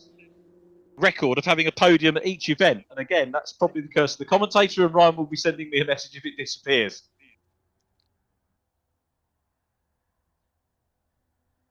So Luke Kidsley still out front. I haven't checked on fastest lap. Fastest lap is with Rob Butler at the moment, so a new name potentially grabbing fastest lap in this race as Callum Newsham looks down the inside line. Newsham busy challenging Josh Hislop, gets the job done. Tom Williams is going to try and pop through as well. Tom in yellow. Now remember, we saw Josh Hislop's car clap the pit wall earlier on. So Newsham in 12th place, holding sway really pretty much about where he was in race number 1. Hislop now down behind him. And Ethan Hammerton just ahead of him in blue in 11th place. Oh. So Hammerton in the 23 car. Fingers crossed that he gets his best result here. Again, like Max Bird, a driver who is, we know, capable of getting up into extremely strong positions. Max Bird is down in 16th at the moment. But Ethan and Max have not had any luck at all. And their fortunes really deserve to change as we approach the halfway point of the season. This is the leader though. Luke Kidsley still out front. Ryan Elliott in second, virtually eclipsed by him. And looking on the inside line now is Jordan Brennan, who's going to go for the inside line in the Liquid Moly car, challenging for second. Is he going to get his nose in front on the inside line there, side by side? Ryan Elliott there as well. Momentarily, Brennan got his nose in front, but it's Ryan Elliott who holds P2 at the moment. Let's see whether the Liquid Moly car can make it through. Again, nothing rash there at all from Jordan Brennan. It was a good, honest look down the inside line. Couldn't quite do it. Contents himself with third place. But if he looks at his mirror graphic, he's going to have Tobin Lee right behind him now, because as soon as he starts squabbling, everybody else starts to close up. And closing up as well, though, is Jack MacIntyre. MacIntyre in 5th position, ahead of Rob Butler, who's fastest man on the track in the white and blue car. So this has been an interesting race to watch, but Kidsley, Elliott and Brennan, you've got to say the top 4 with Tobin Lee in 4th position all together, and it could still, Martin, go to any one of these drivers that are in shot. Yeah, I'm impressed with their manners. I think Mr. Ringland's had a word with them after the last round, to be honest. Oh, right, okay. But to be fair, you're right. You know, on the whole, the driving standards have been very, very good. We've seen the odd clout here and there, but they've Andy and the team, Rich Hayden and everybody involved have said that this has got to be real world, as close to real world as we can get it. And that means if you do make a rash move, you will be disqualified. And we did have some penalties applied for the last round and in the previous one. Track limits, of course, is an issue which gets dealt penalties. Also with jump starts as well. So if you see a driver dropping down the order early stages of race 1, it's a jump start. And they get 3 goes or 3 strikes for track limits as well. I don't think such an issue around here, but certainly was last week going into cops. So Luke Kidsley, yeah. This is the Machine Marshal, 8th position, looking ahead to Alex Toth-Jones, who is in 7th. Rob Butler, the fastest man on track, ahead of him, and a little bit of contact there. Jordan Brennan just touches now, and has he lost momentum? And again, a little bit of a kiss and a cuddle between the two. Jack MacIntyre is stuck in at the back of that boot and looking to try and come through. So MacIntyre looking to try and get up onto the podium here. Remember, started 10th on the grid, and he's working hard. He's on the outside line, and it's Ryan Elliott under massive pressure here in second. Tobin Lee looks on the inside line. Jordan Brennan, the man that's missed out here, or has he, because he looks around the outside line. But it's MacIntyre momentarily in second, now drops back, and it's Elliott back there, or is MacIntyre now got the run to come through? No, it's Elliott still there in second position. Tobin Lee momentarily pops his nose back up into 3rd place. 4th position is Jack Mack. Then Jordan Brennan. Rob Butler is down in 6th place. Butler still with the fastest lap, with 6 minutes to go on this one. But Luke Kidsley, it was a good overtake, wasn't it? Superb stuff. And Kidsley has broken the toe and could be looking for a decent, his previous best result, Luke Kidsley, 8th place before coming into this one. He finished 10th in race number 1, and he's now looking for his first win. As MacIntyre runs a little bit wide there in the 37 car. Jordan Brennan trying to get back on terms with him. But MacIntyre read that well, knows the twists and turns well, knows where to place the car, knows track positions well, as Tobin Lee challenges Ryan Elliott for 2nd place. Luke Kidsley, be very brave to bet against him. Vastly experienced driver. He's broken the toe, and Elliott's got all the hard work to do now, hasn't he, in 2nd place? Down into Stowe. MacIntyre's after him now. Here we go. Yeah, Jack, he's been picking them off, and again, this is what gives him the nickname. So he has got the chance of coming through from 10th place to a potential podium. He's still got 5 minutes to do it. The car is a little battle scarred for sure. Max Coates is on the back of that group as well. He's in 10th place, Max Coates. So 2nd to 10th, you've got to say the podium could be filled by any of those 9 drivers. I think there's a little gap back to Ethan Hammerton, who's 3 seconds down on that group. But Ethan, again, in position where he can record his best result of the championship so far. Here's the back of the group. Max trying to close in on Josh Martin, the another teenager, 3 times Welsh karting champion, comes from Gloucester. Was 3rd in the Cooper class in 2019. Max is going to do a bit of drifting.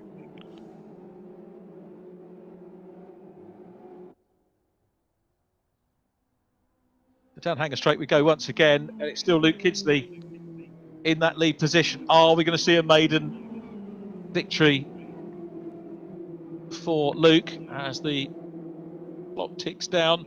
There is Callum Newsham still dicing hard with the 23 car of Ethan Hammerton. And Jack MacIntyre still trying to edge his way up into the podium in the left-hand shot, the race leader. Callum Newsham in the Norscott car dicing hard with Ethan Hammerton. So good clean race between those two. And left shot now, we go on board with the battle for podium positions. Jack MacIntyre having a look at Tobin Lee and trying to go down on the inside line. The two sim racers virtually side by side with Ryan Elliott, another sim racer up front. Ryan, as we heard last week, trying to break into the Cooper Pro class. Tobin Lee's looking around the outside line in 55, potentially leaving the door open here for Jack Mack to come up in the VRC car, but it doesn't work out. They all come out of that complex as they were. Rob Butler back up in the mix as well, as in 5th place. Jordan Brennan down in 6th, but look at this gaggle of cars. Kidsley is away and down the road. Callum Newsham, did he have a little moment there in the Norscott car? Ethan Hammerton getting away from him. Tom Williams trying to close up in white and yellow. That was on your right-hand panel of the screen as we come to this gaggle, fighting it all out over the podium, and a slide from Jack MacIntyre, looking down the inside line. Surely that will have lost him momentum, and Tobin Lee has got his nose in front into 2nd position. Lee going for 2nd. Elliott in the mix as well, has lost it. Ryan Elliott down to 3rd. Tobin Lee had to work so hard to pop his nose up the inside line, and now Ryan Elliott coming under pressure, big pressure from Rob Butler, who's got back in front of Jack Mack. So MacIntyre back in 5th, and Rob Butler, who still has the fastest lap of the race. It does seem to be that tyres are going off quite quickly. Fastest laps being set early on and then held by the drivers with 2 minutes 53 plus 1 lap on the clock. Ryan Elliott still on the podium at the moment. He'll be keen to try and get back at Tobin Lee to get that step further up, and also be keen to maintain his 100% record as we ride on board with Dave Marshall in the right-hand shot 66 car, the championship leader, looking at arch rival Jack MacIntyre. And Marshall was 2 or 3 cars behind MacIntyre earlier on in this race, but he's just kept his head, doing what he does, and he's closed in. He's got his championship rival right in front of him, more importantly in his sights, and maybe be able to take some points back from MacIntyre. Tobin Lee, though, in the pink car, still out front for 2nd place. Luke Kidsley still the race leader and away down the road. But look at Rob Butler all over the back of Ryan Elliott and nips down the inside line. But Elliott's going to grab the inside on the exit of the chicane and hold on to position. But Butler having a very good go. Butler under big pressure now as Dave Marshall is coming through as well. So Marshall looks like he's going to go through and manages to pass his championship rival. Incredible e-racing once again. There is Marshall, who nips through. Marshall, the silent assassin in this one, has passed Jack MacIntyre. Superb stuff from the championship leader.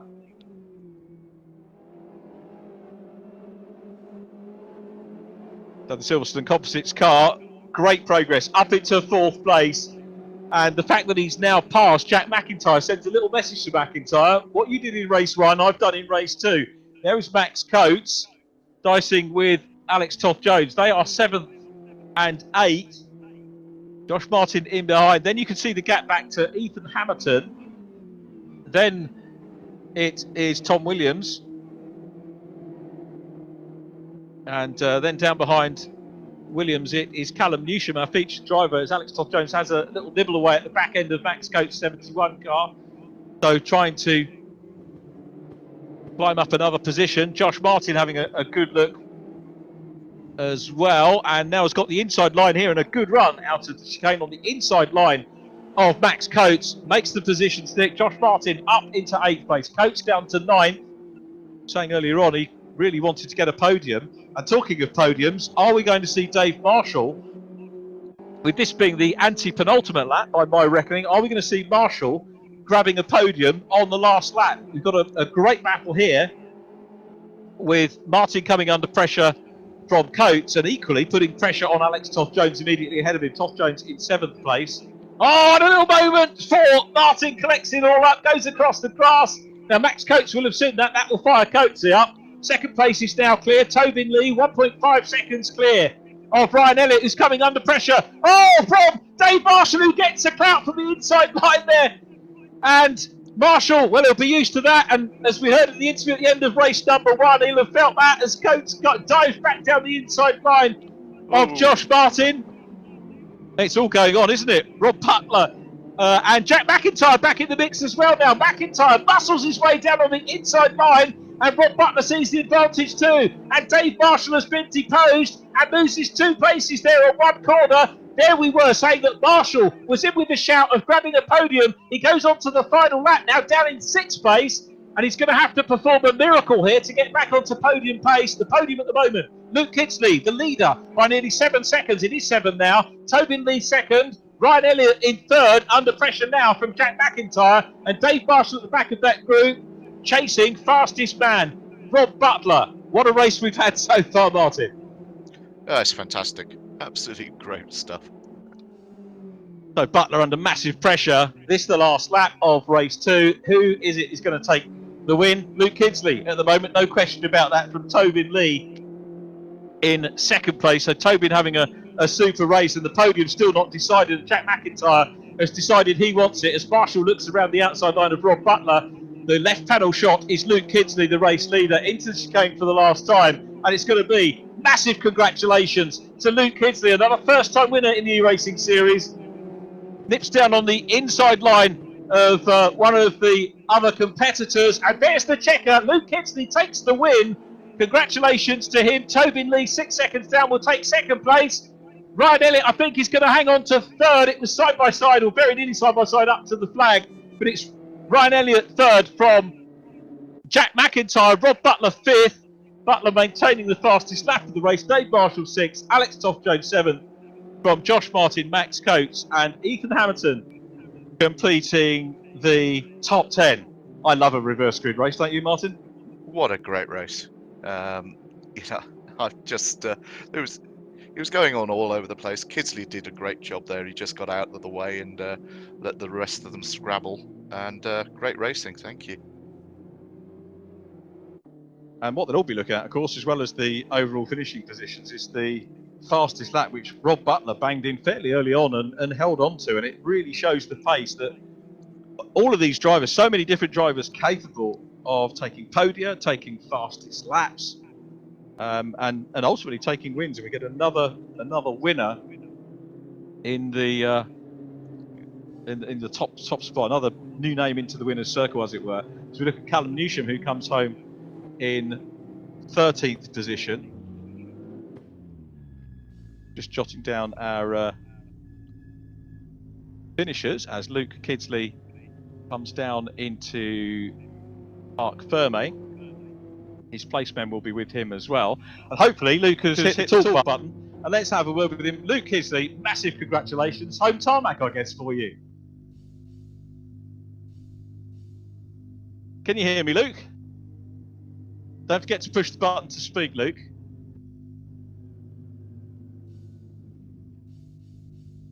If you can picture the scene, this is like a virtual Parc Ferme. We've got Luke driving in. He'll be, in the real world, of course, would be taking his crash helmet, his balaclava off, shaking hands with the other drivers. I think he's actually with us now. So, Luke Kidsley, massive congratulations on your first win in the Mini Challenge UK E-Series. Oh, many thanks, many thanks. I can't tell you what it means. We've had a bit of a struggle up until...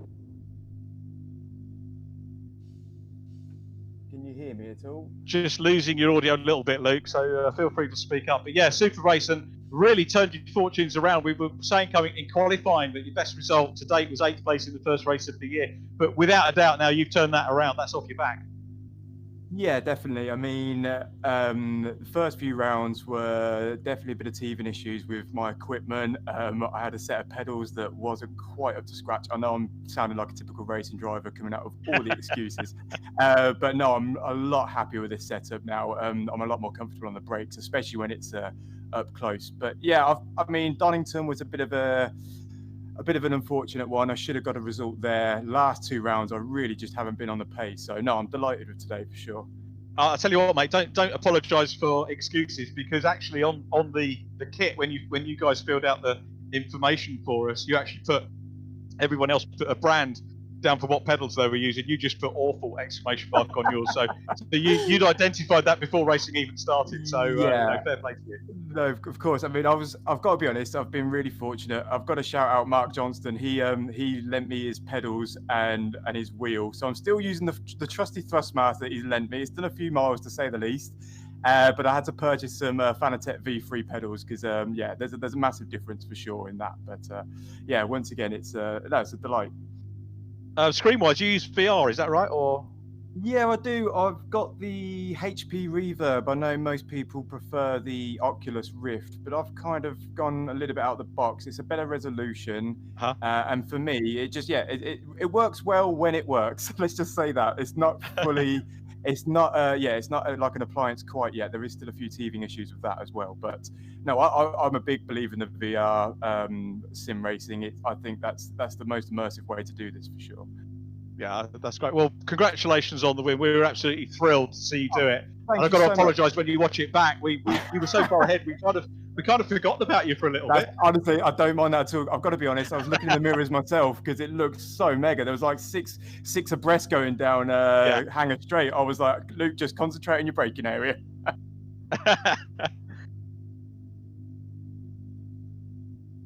It did look busy, didn't it? So Luke Kidsley, first time winner. Wonderful to see you there. The Lux Motorsport Edge. Thank Luke you. Kidsley, massive congratulations. Well done. And we'll see you later on in the day. Cheers. Let's have a word with the man who finished second. No stranger to the podium in the Mini Challenge UK eSeries. It's Tobin Lee. Tobin, that was hard fought to get second place. Yeah, that was probably the hardest fought of all of the podiums that I've managed so far, like in this series. I think that, you know, it was a tough ask anyway to overtake those guys, but when you had MacIntrye right on your rear, I mean, it doesn't get, like, the pressure doesn't get any more than that. So I was really pleased to manage to make the moves to get from fifth up to second. And to be fair, like, well played to everyone else around, because the driving standards, when, let's be frank, like doing some frankly like dangerous things in many scenarios, like going like 4 abreast is not something I would like to do that often, but we all managed to do it cleanly. So it was really good and really, really high quality racing overall. So yeah, I really enjoyed it. That's good to see, and you know, it means you've maintained the 100% record of getting a podium at every event so far, as indeed our third place man did. So that's going to mean a lot to you. Yeah, for sure. And also, I just think, you know, I think moving forward now, I've set myself up to have, if I can get a good second half of this event, then that's a good point source. So it's a really positive beginning to this weekend. Well, Toby, thanks for talking to us. Well done on second place. Great drive, and we'll see you later on in the day. Yes, thanks. And third position, another driver who maintains a 100% record of grabbing a podium at each of our 4 events so far, Ryan Elliott. Ryan, well done. Thank you very much, Richard. It's a pleasure to be back here again.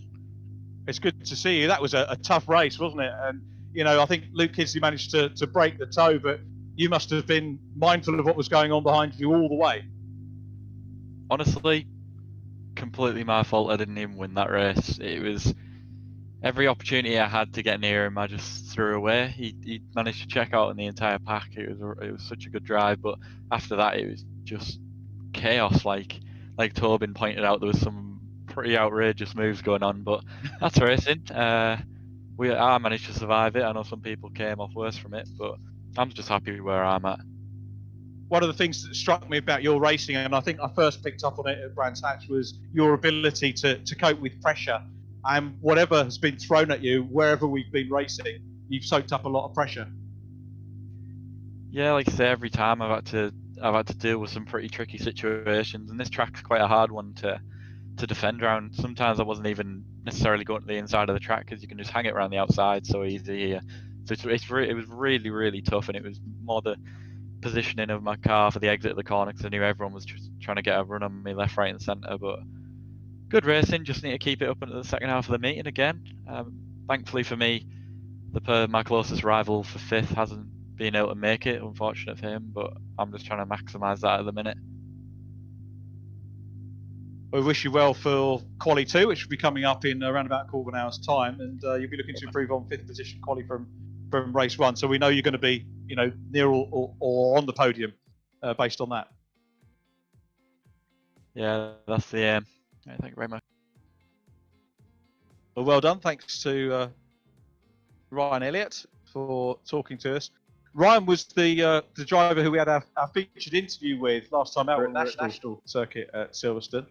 And we're going to disappear off to a break. And the reason I mention our interview is that coming up in our break, in a few minutes' time, is our interview with today's featured driver, which is Alex Toth-Jones. So whilst I'd normally implore people to go and maybe grab a cup of tea and a frangipane or whatever, stick around and have a look at the interview, because it is a good chat, as we had last time with Ryan Elliott. It's a great chat we're having with Alex Toth-Jones today. Martin Jones and myself, Richard John, we're going to take a little bit of a breather, and we'll be back with you in about a quarter of an hour, ready for our second qualifying for the second half of the meeting. So please stay with us, and we'll speak again soon.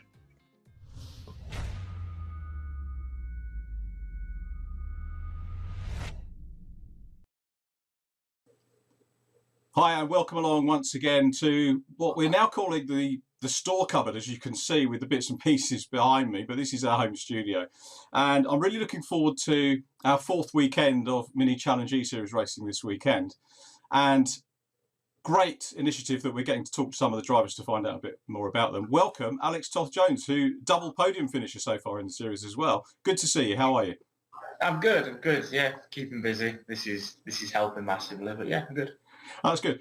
One of the things we wanted to do, really, we've got a lot of viewers, some of who are new to virtual racing and some of whom are new to watching real world racing. So I thought, for those of you who don't know you, could you just give us a whistle-stop tour of your racing career so far, first of all, please? So obviously this Mini Challenge eSeries is my current venture with the whole lockdown and everything, but I started in go-karts when I was 12 years old, so about 11, 12 years ago now. Progressed through into the Kinetic GT5 Challenge for 3 years, which obviously follows select touring car rounds as well as British GT. And then last year was very fortunate enough to make the step into British GT itself with Academy Motorsport in the Aston Martin Academy Young Driver Programme, which very fortunate to be part of. And yeah, so it just step by step been going up the ladder, and now took a venture into sim racing. Aston Martin is a wow name, isn't it? It's such a fantastic brand name, and I don't think it matters how old you are, what era of racing you followed. Aston Martin is a brand that resonates with everybody, so it must be a real thrill to drive that mark. Yeah, I mean, how many people have watched James Bond and the famous cars in Aston Martin? So it's such a name grab straight away. It's very cool when you say you're an Aston Martin racing driver. Being part of the academy was a massive privilege as well. Being able to tap into the knowledge of the factory program and some of the factory drivers and coaches took me from, just the entry into GTs, and it kind of been such a big change from the sprint races of Ginettas. It just massive knowledge and really helped me progress as a driver. And yeah, I think I learned a lot last year. It is a change, isn't it? As you say, moving from sprint racing with Ginetta into the world of endurance racing. And another big change for you now. So why have you decided to enter the world of the Mini Challenge e-racing series? I think with obviously the lockdown and everything, racing has come to a stop. It's nice to see that testing and everything's starting, but working alongside and working with MSL, who are my management company, as well as them sponsoring the Mini E-Series, it became a great opportunity with not much exposure out there at the minute, both televised, non-televised, racing in general, that this was one of the best opportunities out there to get racing. And it's close and it's competitive and it's a lot of fun. So yeah, we decided to do it because sim racing in general, even before the lockdown, is taking huge leaps and bounds. And I think actually the lockdown has helped sim racing. And yeah, so it was just a no-brainer. You've answered my next question, which was how have you found it? You said it's a lot of fun, but any other thoughts on it since joining? It's a lot of fun. It's very hard. I mean, I'm not going to say I'm a professional sim racer as well. Some of the boys that do this full time are incredibly fast, and they put a lot of time and effort into it. And I think I'm spending the entire week practicing, just trying to keep up with them, because I don't think you can beat them on some days. So it's really tough. There's obviously big differences between real life and sim racing, which has taken a lot of getting your head around. I mean, in a real car, you feel it all through your bum, and there's a lot more going on senses-wise. Whereas in the sim, I'm practically sat in my kitchen, so I'm feeling everything through my hands and a little bit in the feet. So it's a different kind of concentration, and I think mentally it's as tough, if not tougher. But obviously physically it just lacks that edge, but that's what makes it different. So when you get hit from behind by, say, the likes of Max Coates, you don't physically feel it, but the car does go. Sorry, Max. You know what's happening because you can see what's on the screen. And I'm guessing a bit of feel through the wheel. Yeah, I mean, obviously I was very lucky that MSL have helped me rent this sim from VRRC. So obviously Richard, who's running the series, came and delivered this sim, and it's amazing. I mean, the technology in sims has gone up and up and up over the past few years. So yeah, you can feel a lot through the hands, but yeah, the missing feeling through the bum when I get hit, it doesn't hurt as much. We've had a lot of positive impressions about the Mini Racing eSeries from outside, from new people that are watching. But what's your impression of the whole package as a competitor? It's, I think personally, I've not done many big sim races, but the stuff I've done, this is definitely up there with one of the most professional, if not the most professionally run. I mean, it just shows with the stream how slick the stream's running now, and the amount of coverage it's getting, and there's people actually tuning in and watching it. There's probably more people watching now than there would be when the Mini Challenge and British GT was on in real life. So it's just amazing to see that people's interest has been kept because the quality of the racing and the quality of the championship, even in sim racing, is so high. I think for me, it's the quality of real-world drivers that we've got some really good, personable, quick, real-world drivers. And then the new world for me was the e-racing drivers that are in it, and the way they present themselves, equally as good as you guys, the real-world drivers, and quick as well. And it's just been fascinating watching the two groups compete over the course of the week so far, which is great. Getting back to my next question, what are your plans? Obviously, we're in lockdown. Things are changing very, very slowly and gradually. What are your plans for the rest of 2020 and maybe next year? Because I think a lot of people are thinking about, okay, we've got maybe a little campaign coming up, but next year is going to be a full year of whatever we can do. So what are your plans? I mean, some people obviously have seasons that are ready to start again. So obviously their sim racing is going to come to an end. We had some really good plans in place for the start of this year. We were working obviously alongside quite a large sponsor, which unfortunately due to all the pandemic and everything, they won't be able to be involved this year. But obviously businesses have been affected massively, and I think that's probably something that we'll be seeing throughout motorsport, is that it has affected more than people thought. But we are obviously always looking for new partners and new sponsors to come on board, as well as join the existing ones, to try and get a program going. It's hard because there's nothing concrete. I know people have concrete plans. We don't have any concrete plans at the minute, but the nice thing is that there is opportunities and offers there. It's just making it happen. It's especially because obviously from the corporate side, everything's behind closed doors. So it does affect the opportunities out there. But yeah, we're just working hard in the background. Hopefully we get out to do something. Obviously, moving into GTs, into the endurance side of it. That's where I want my career to go. But I think I'll take any opportunity at the minute.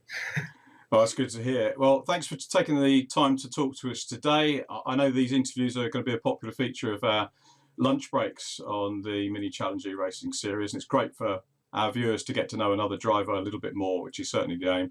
Thanks ever so much for talking to us. Super job as well, mate. Keep up the good work on track for real and virtually, and we'll see you soon on the podium. Thank you. No problem. Cheers.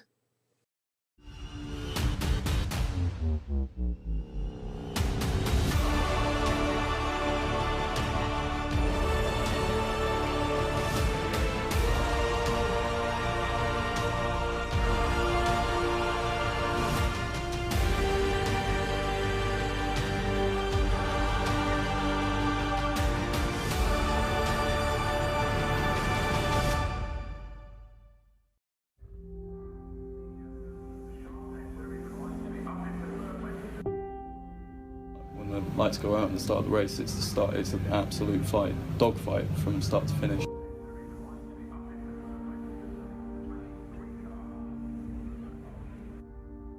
it's in my blood. It's a passion. I train every day for it. It's just a different feeling. It's where you feel most comfortable. The nerves actually kick in. It's when you pull up on the grid and they give the 30-second warning. But as soon as you get off around that first corner, that's it. The nerves all go, and it's man on the mission then trying to win the race. I think the one thing about racing that is quite unique from other sports is that feeling that you get. A lot of drivers talk about this zone or whatever you want to call it, but it's that feeling where everything sort of clicks when you're in the car. Or motorsport finance is key to anyone that wants to progress and key to anyone who wants to get started. And so I wouldn't be here if it wasn't because of the support that you give sponsorship-wise, but I also wouldn't be here if it wasn't because of the support that you give as a company financially-wise and the help that you can give to drivers like myself.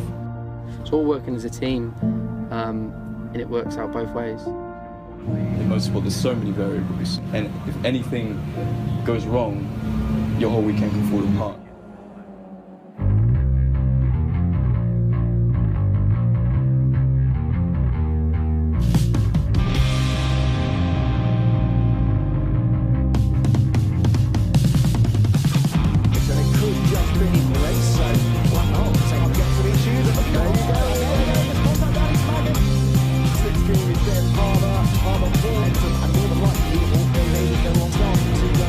At a high level, for me, is the dream.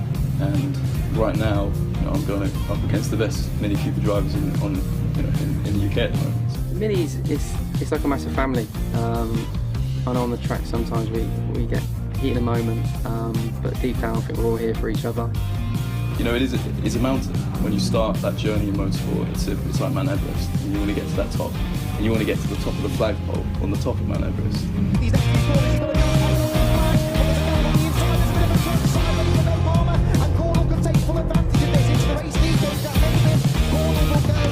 Crudo have been a massive help to me. They helped me buy the car, they've helped me with a personal sponsor. And they can build a package around your needs. If you want to race Kinetic, if you want to race Minis, they can build that around you. It's not just the finance on the race cars, it's the equipment, it's the vehicles, it's the trailers, which is the whole package to getting the actual race car to the circuit. Crudo come to all of my races. I think they get more nervous than I do sometimes. They're a financial company, but they're more than that, and they're there to get you on that grid and to support you from start to finish. So it's great to have Crudo here for every weekend that we do. But it's what they do. They create that personal connection, like I say, from that first meeting. And whatever it will be, if you are racing, then they'll come and they'll watch and they'll be there through thick and thin.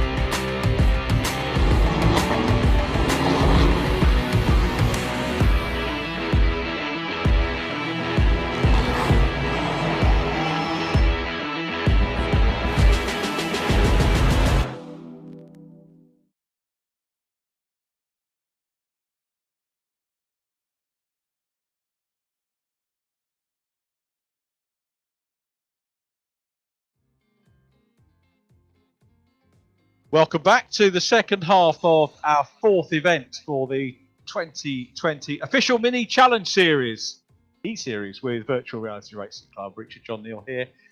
My co-coms today, Martin Jones, and joining us in the commentary box for Quali's Clerk of the Course, Andy Ringland. So that's going to be an interesting chat to find out how busy Andy has been over the previous few weeks. We are racing, if you just joined us, on the Silverstone International configuration today, second half of round 4. We've had 2 super races so far. So if you weren't with us earlier on, shame on you, but don't forget you can catch up online via Facebook and YouTube, and I dare say there'll be links across social media over the coming week to enable you to rewatch the 2 fascinating races that we have had on this wonderful circuit thus far.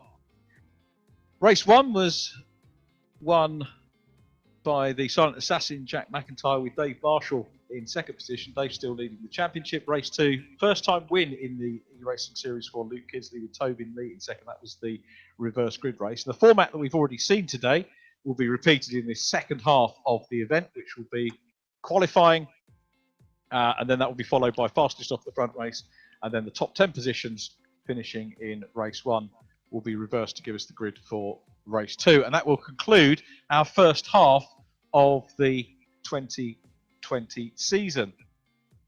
So we're on the right hand side of your screen now, about to jump into our second quali, where the drivers have basically got to do it all again, and it is quite a big ask for them to do the 2 20-minute races plus 20 minutes of qualifying as well. Now, what we've seen so far, particularly today, perhaps more so than the other rounds, is the drivers banging in very quick laps earlier on. There was a little bit of moving and shaking in the later stages of the session, but most of the key times seem to be being set early on. So the likes of Dave Marshall and company going out, banging in a quick time, and then metaphorically, I suppose, virtually going back into pit lane, sitting with their arms folded, and maybe taking advantage of track time just to, you know, to do a little bit more practice around the track. But essentially what we're saying is most of the times we'd expect to be set early on.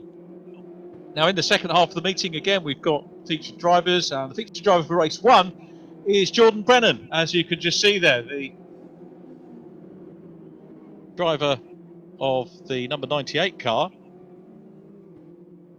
And Jordan, who is using a Thrustmaster T300 RS wheel, Thrustmaster pedals as well, and GT Omega rig. And for race 2, we're going to be having a word with Damien Hall, our Barbadian police officer, who is racing. And as if by magic, there is Damien's details, the 37-year-old, who was up in towards the top 10 of race number 1, so starting to show a little bit of pace, but had a moment, I can't remember who it was that he had the knock with. It might have been Max Bird, actually. I think it was Max who had a little... We were talking about the sim lag, weren't we, or internet lag at the time. It was definitely Max Bird. Yeah. I've written the sim lag down.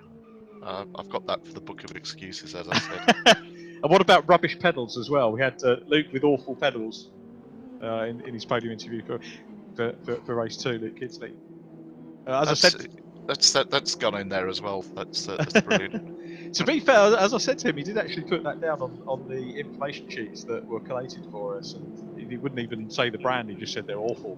So we kind of knew that he was maybe having a little bit of an issue with those from the get-go. Brilliant, absolutely, keeping it real. All right, I've got to reboot my timing screen. But as you can see from the summary that we have in the centre of your panel at the moment, it's Jack MacIntrye, Silent Assassin, who is on provisional pole at the moment, with Dave Marshall in second. Alex Toth-Jones having a good meeting. He is in third place. Isaac Smith's upped his game in this second session. The 1-2-3 car is 4 from Josh Hislop. He's upped his game as well. He is 5th from Ryan Elliott. A little bit of chopping and changing going on there as well, which is good to see in these early stages. We've still got 15 minutes to go, and really a good time for me to bring in Andy Ringland. Andy, thanks ever so much for being available to chat to us. So tell us a little bit about your responsibilities and what you do and how you approach these race days. Yes, of course. So hello everyone. It's a nice change to be able to talk to people during a live session, because of course normally I am up in race control as the guardian of the 30 odd lives that are on circuit, making sure that if something goes wrong, the correct intervention and the correct medical services are sent. There's obviously some very significant differences between sim racing and normal racing. Normal racing, we have a series of marshals there that are there to protect the safety of the drivers, to help in an incident, but also to report to me if there are any contacts, if there is poor driving standards, etc. on circuit. And obviously that is missing from this, because obviously the safety element of this is far reduced. I think it's the most major incident we might have is someone getting a bit of a sprained thumb from the force feedback on the steering wheel. Absolutely. But so the key difference is really, obviously there is that safety side of it. I am now not needed in race control. We've got Rich Hayden, the race director, who is running things from the server perspective, and indeed keeping his BDI on the drivers as I do, but he's got direct contact with them and he will observe the driving standards. So the safety part of my role, which is real world, actually doesn't exist in this. The judicial side, which is probably the less enjoyable part of the two-part job, is the side that I actually get involved with, and the purpose of that, of course, is to keep the playing field level. So if a driver feels aggrieved, they can put a protest in. That protest will make its way through the ether of email into my inbox. I'll then spend a lot of time going through the replays, finding out whether it is justified that the protest be put in, whether a penalty is required. And unfortunately, sometimes I do have to apply those penalties. As with the real world, the championship wants us to keep this fairly robust so that drivers don't get complacent in the real world. So those penalties can be fairly robust.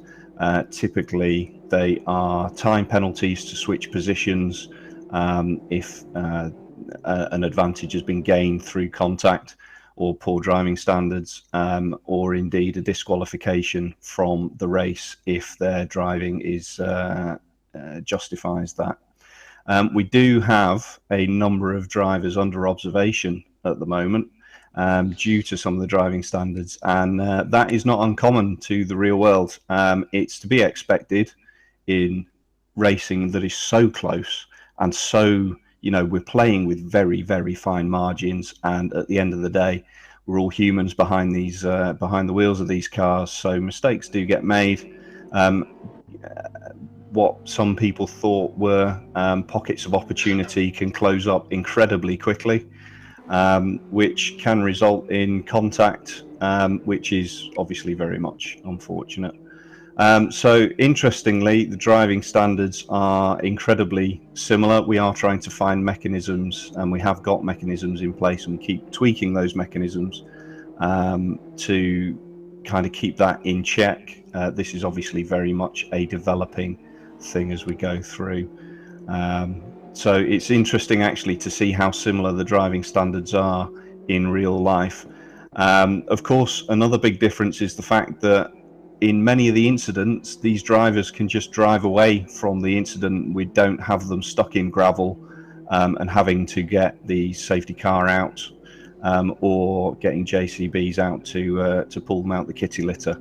So that does actually result in many more incidents, because where you would normally have a race stop or a curtailment of it due to the safety car, those don't exist, so there is actually more time for incidents to occur. So whilst the driving standards are the same, we do actually see more incidents.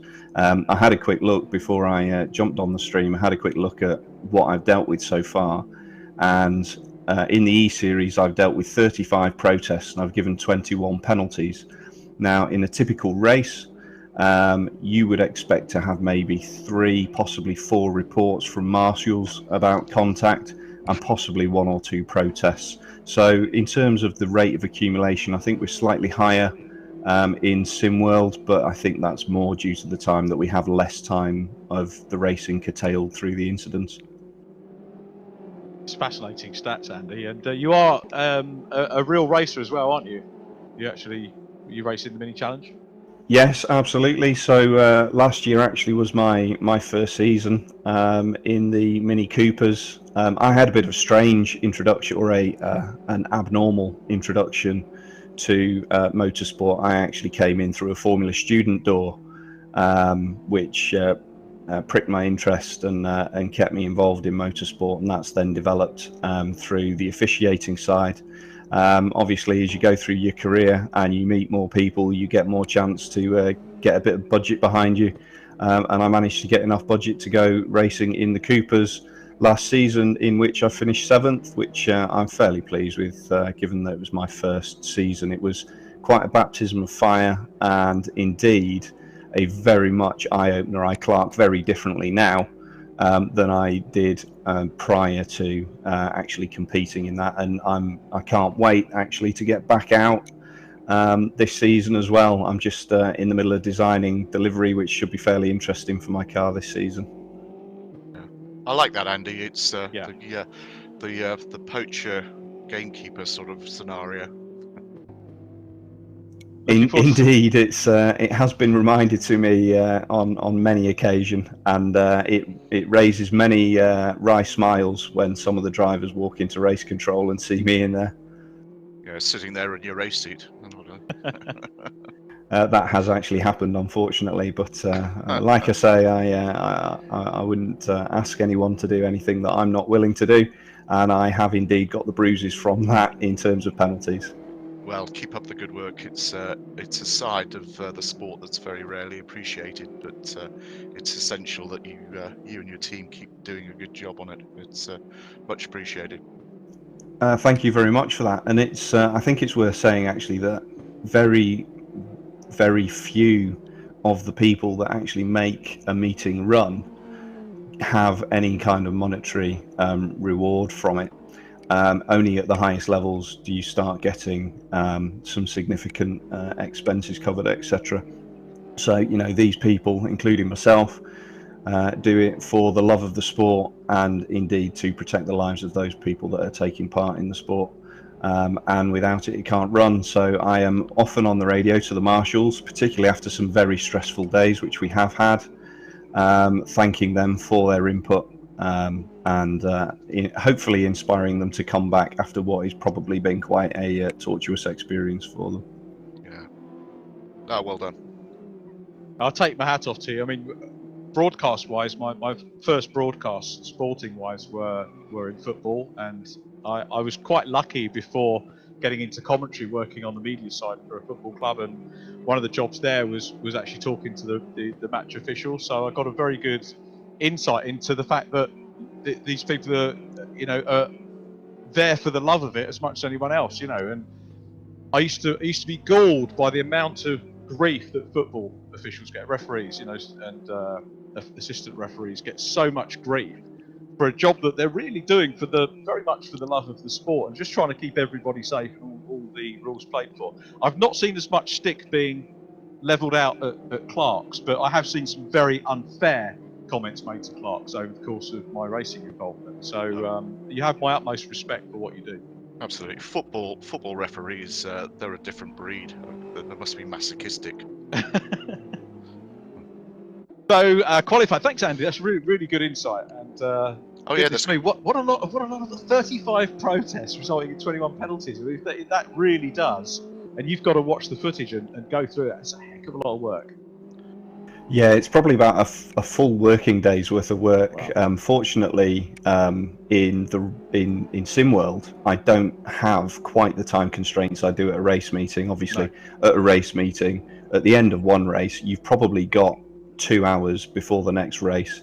Each protest or each incident typically takes about 15-20 minutes to review and then come up with your decision and do the paperwork around that.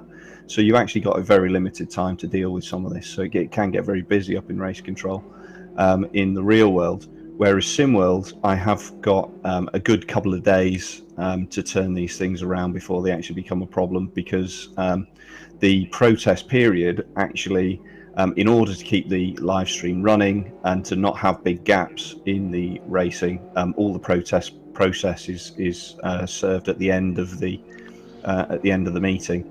And then obviously the rectifications are made, which brings in its own implications to a degree, in that you can't rectify something immediately, and there are obviously knock-on effects then through the remainder of the meeting. But it certainly gives me more time, and it's about one full working day to clear the backlog sometimes, particularly if you get very complex incidents, because some of these incidents can actually start 2 or 3 corners back from where the big collision is. Yeah, so something that again many people don't really consider or think about. But yeah, that's an amazing amount of commitment that you have to put in. Yeah. In fact, what I would say is a thank you to you guys and your fellow colleagues that do the same job at all the race circuits across the world, because a big indicator to us that something's about to happen is the tone and tone of your voice and the rate at which you're speaking. And as you get more excited, we start looking at the monitors a bit more closely. I don't know what you're talking about. I'm monotone the entire time. So that is really interesting. I've never thought of that actually. Never thought. We're signed on officials as well. I've actually been called in to to give my take on stuff. I think the first time was at Cadwell Park, and I was quite surprised to be asked, an opinion on something. And it wasn't an opinion. It was what your colleagues are often termed judge of fact, and what we pointed out was something that factually happened. It was basically an overtake before the start-finish line, and a lot of people don't realise that even if you're a commentator or lap scoring in the commentary book, you're signed on. So you're actually a signed-on official, and you can be called upon to, for an opinion. Absolutely. But I wouldn't want your job, mate, because it is so different. I wouldn't experience that, even though I've watched so many races. I've not done it from the race driver's seat, so I wouldn't have enough knowledge to do that. No, and interestingly, until I actually started racing myself, I didn't realise how inexperienced as a clerk I was and the things that I was missing as a clerk. So it does change your perspective, and if anything, it's actually made me a more robust clerk in terms of the penalties that I give out, because I've seen it from the, I suppose, from the competitor's side. Yeah. Yeah, the MSA book of excuses doesn't really cover everything until you get racing. Indeed, it doesn't. And the one thing I would say about the whole judge of fact system, you can never appeal a judge of fact statement, which is a beautiful thing, really. And it can help unpick an argument, particularly for drivers getting slightly emotional about what's happening. It's often the parents that are the worst. Indeed, and I've had a couple of those experiences myself, but I will reserve name calling on that one. Parting dads. Sure. Mostly. That's the one. Motorsport dads. Oh, there's something going on in qualifying here. The Sim boys seem to be top 4. Yeah, good spots, Martin. Yeah, Jack Mack quickest again. I'll say again because it was Dave Marshall who grabbed that pole position. Marshall was actually a little way down earlier on. When I checked in session at early doors, he was down in 4th. MacIntrye from Ryan Elliott was 2nd. Ryan now down in 3rd place. So Marshall, just to prove me wrong, saying that the times would be set in the opening laps. It didn't happen here. We're seeing a massive settle down as this has gone on. But MacIntyre's been consistently at the top. Dave Marshall moved up from 4th to 2nd. Ryan Elliott 3rd. Tobin Lee, a late quick lap setter as well, is in 4th, and he was down in 10th place last time I wrote the scores down, and is now up into 4th. Josh Martin 5th. He's having a good consistent meeting. Alex Toth-Jones, who was 3rd earlier on in session, down in 6th with Max Coates. Then Callum Newsham up ahead of his teammate Jordan Brennan. Rob Butler is rounding out the top 10 ahead of Isaac Smith. So it's fascinating. We've got the top 2 championship protagonists there, but Josh Hislop again struggling around here, which is unusual to see the 3rd man in the championship not having a good day. And this means points-wise that the 2 M's, MacIntyre and Marshall, are going to pull that little bit further clear of him. And I reckon Tobin Lee, 4th now, is in with a good shout of moving back into 3rd place in the championship.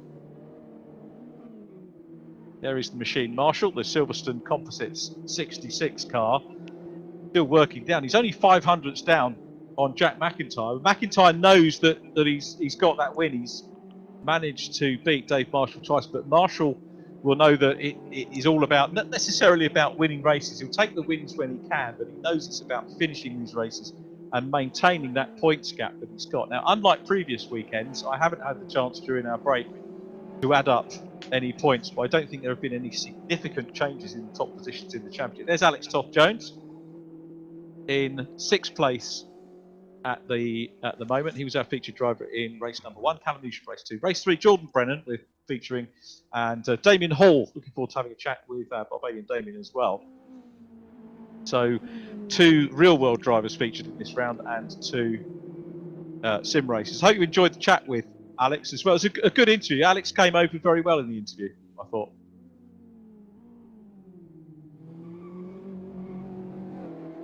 Team economy following Alex Toth-Jones into pit lane. So Max Coates goes through shot in 71. He is 7th ahead of Callum Newsham. Newsham and Brennan tied together on the timing screens again. Dave Marshall is P2. So let's jot these down so that we've got our grid. MacIntyre, Marshall, Elliott and Tobin Lee will line up on row 2. Row 3, Josh Martin and Alex Toth-Jones. Row 4 will be Max Coates and Callum Newsham. So Callum getting the better of Jordan Brennan with Rob Butler in between them this time. So Callum having a better run, maybe because he's got the focus on him in this race, or maybe not. That remains to be seen. Well, this has a potential for a great race.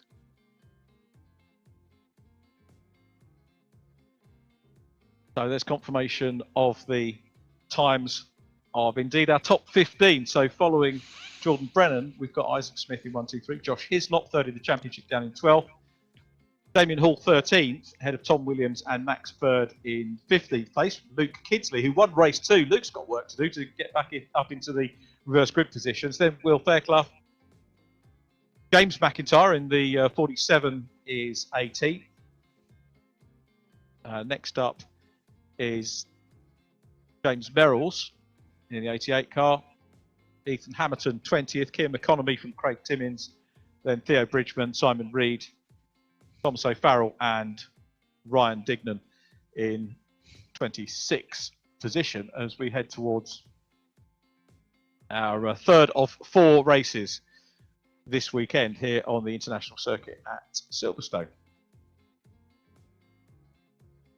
So the story is that we've got the 2 main championship stars, Jack McIntyre and Dave Marshall, P1 and 2 on the grid, ready for our 15th race of the season. It's been these 2 all weekend so far. It looks to me as if McIntyre has had the upper hand. Marshall got back with a little bit of a run in first qualifying, setting the first qualifying pole position time. So that was good for him. But McIntyre had his first fastest off the front race win in race number 1 of the day, just getting ahead when it mattered of championship leader Dave Marshall. So he has made a little indentation into Marshall's championship lead over the 2 races. Those 2 had a cracker in race 2 as well, with McIntyre setting the pace, coming through the field from 10th on the grid. Dave Marshall following him, got in front around about the mid to late stages of the race, only for McIntyre to repay the favour once again. McIntyre finishing just off the podium, he was challenging for a podium position, but finished 4th in race number 2. Marshall finishing in 6th position with Rob Butler, the driver who was in between them, and Butler playing another sort of sandwich role in this one, being between the 2 teammates, Callum Newsham and Jordan Brennan. Rob qualifying in 9th position. So who's going to take this one? You'd be brave to bet against McIntyre and Marshall, but also we've got the likes of Ryan Elliott, who has had a very good qualifying here. Ryan, of course, has had a race win from the reverse grid scenario last time out. Another podium in our previous race with 3rd position, but he's in with a shout here of building on that confidence, as we said earlier on in the day, and maybe getting involved for a first fastest off the front win from 3rd on the grid. And Tobin Lee next up. And as Martin Jones rightly pointed out, the Sim lads really setting the pace in this one with those top 4 positions. The top real-world drivers, Josh Martin and Alex Toth-Jones. Josh 5th on the grid and 1st in class, Alex Toth-Jones 2nd in class, ahead of Max Coates, who is 3rd in the real-world drivers, 7th on the grid overall. Callum Newsham, another real-worlder, is in 8th as we count down towards the start of our 3rd race.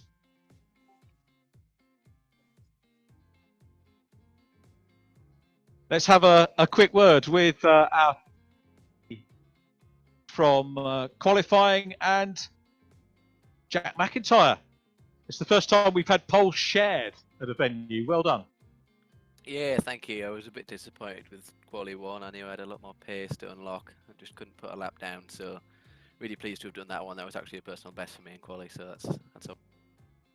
That's a good benchmark to have, and I think you were the. I was saying at the start of the session that drivers tend to go out, bang the quick lap in. That's what we saw in session 1. But some of the others, there was a lot of place trading below you, but you did it as per the script, went out, banged it in fairly quickly. Yeah, just managed to get one in pretty early. I think I maybe had a little bit of a toe as well, so that must have helped. Give me a few hundredths extra over Dave, who's quick as always. I was never really expecting to be able to bag pole here. Dave's been so quick in practice, and I've not really been able to match his pace. So, yeah. Didn't speak to you after race 2, but you were just one place shy of the podium, and I was speculating that either you or Dave was going to, nip up onto the podium. But frenetic race, wasn't it? Race 2. Yeah, that was a bit of a wild one at times. I think 3 wide down the hanger straight into Stowe was a little bit ambitious.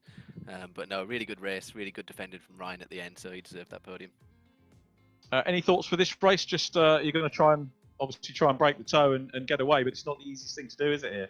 No, yeah, we'll just see what happens. I mean, I always prefer to follow, so if Dave gets an opportunity to have a pass early on, I may just let him go and just try and see if we can both pull away from the pack. But we just got to see how it goes, see how the start goes, and then work from there. Well, I wish you well, good luck, and hopefully we'll have a chat with you on the podium after race 3. That was our pole position man, Jack MacIntyre, the silent assassin, going about his business as ever he does in superb fashion here. Tipping Dave Marshall for pole position. Featured driver in this race, though, is Jordan Brennan. Jordan, welcome into the comms box, and 10th position here, so maybe quality not quite as good for you as you might have hoped. Yeah, it weren't so good. There was a lot of cars in front of me on a lot of my laps, so I lost quite a bit of time. But hopefully I can push forwards in this race and see what I can get out of it. One of the things we've seen of you racing is that you're not afraid of making a pass and going for it. You're a capable sim racer and capable of mixing it with these guys.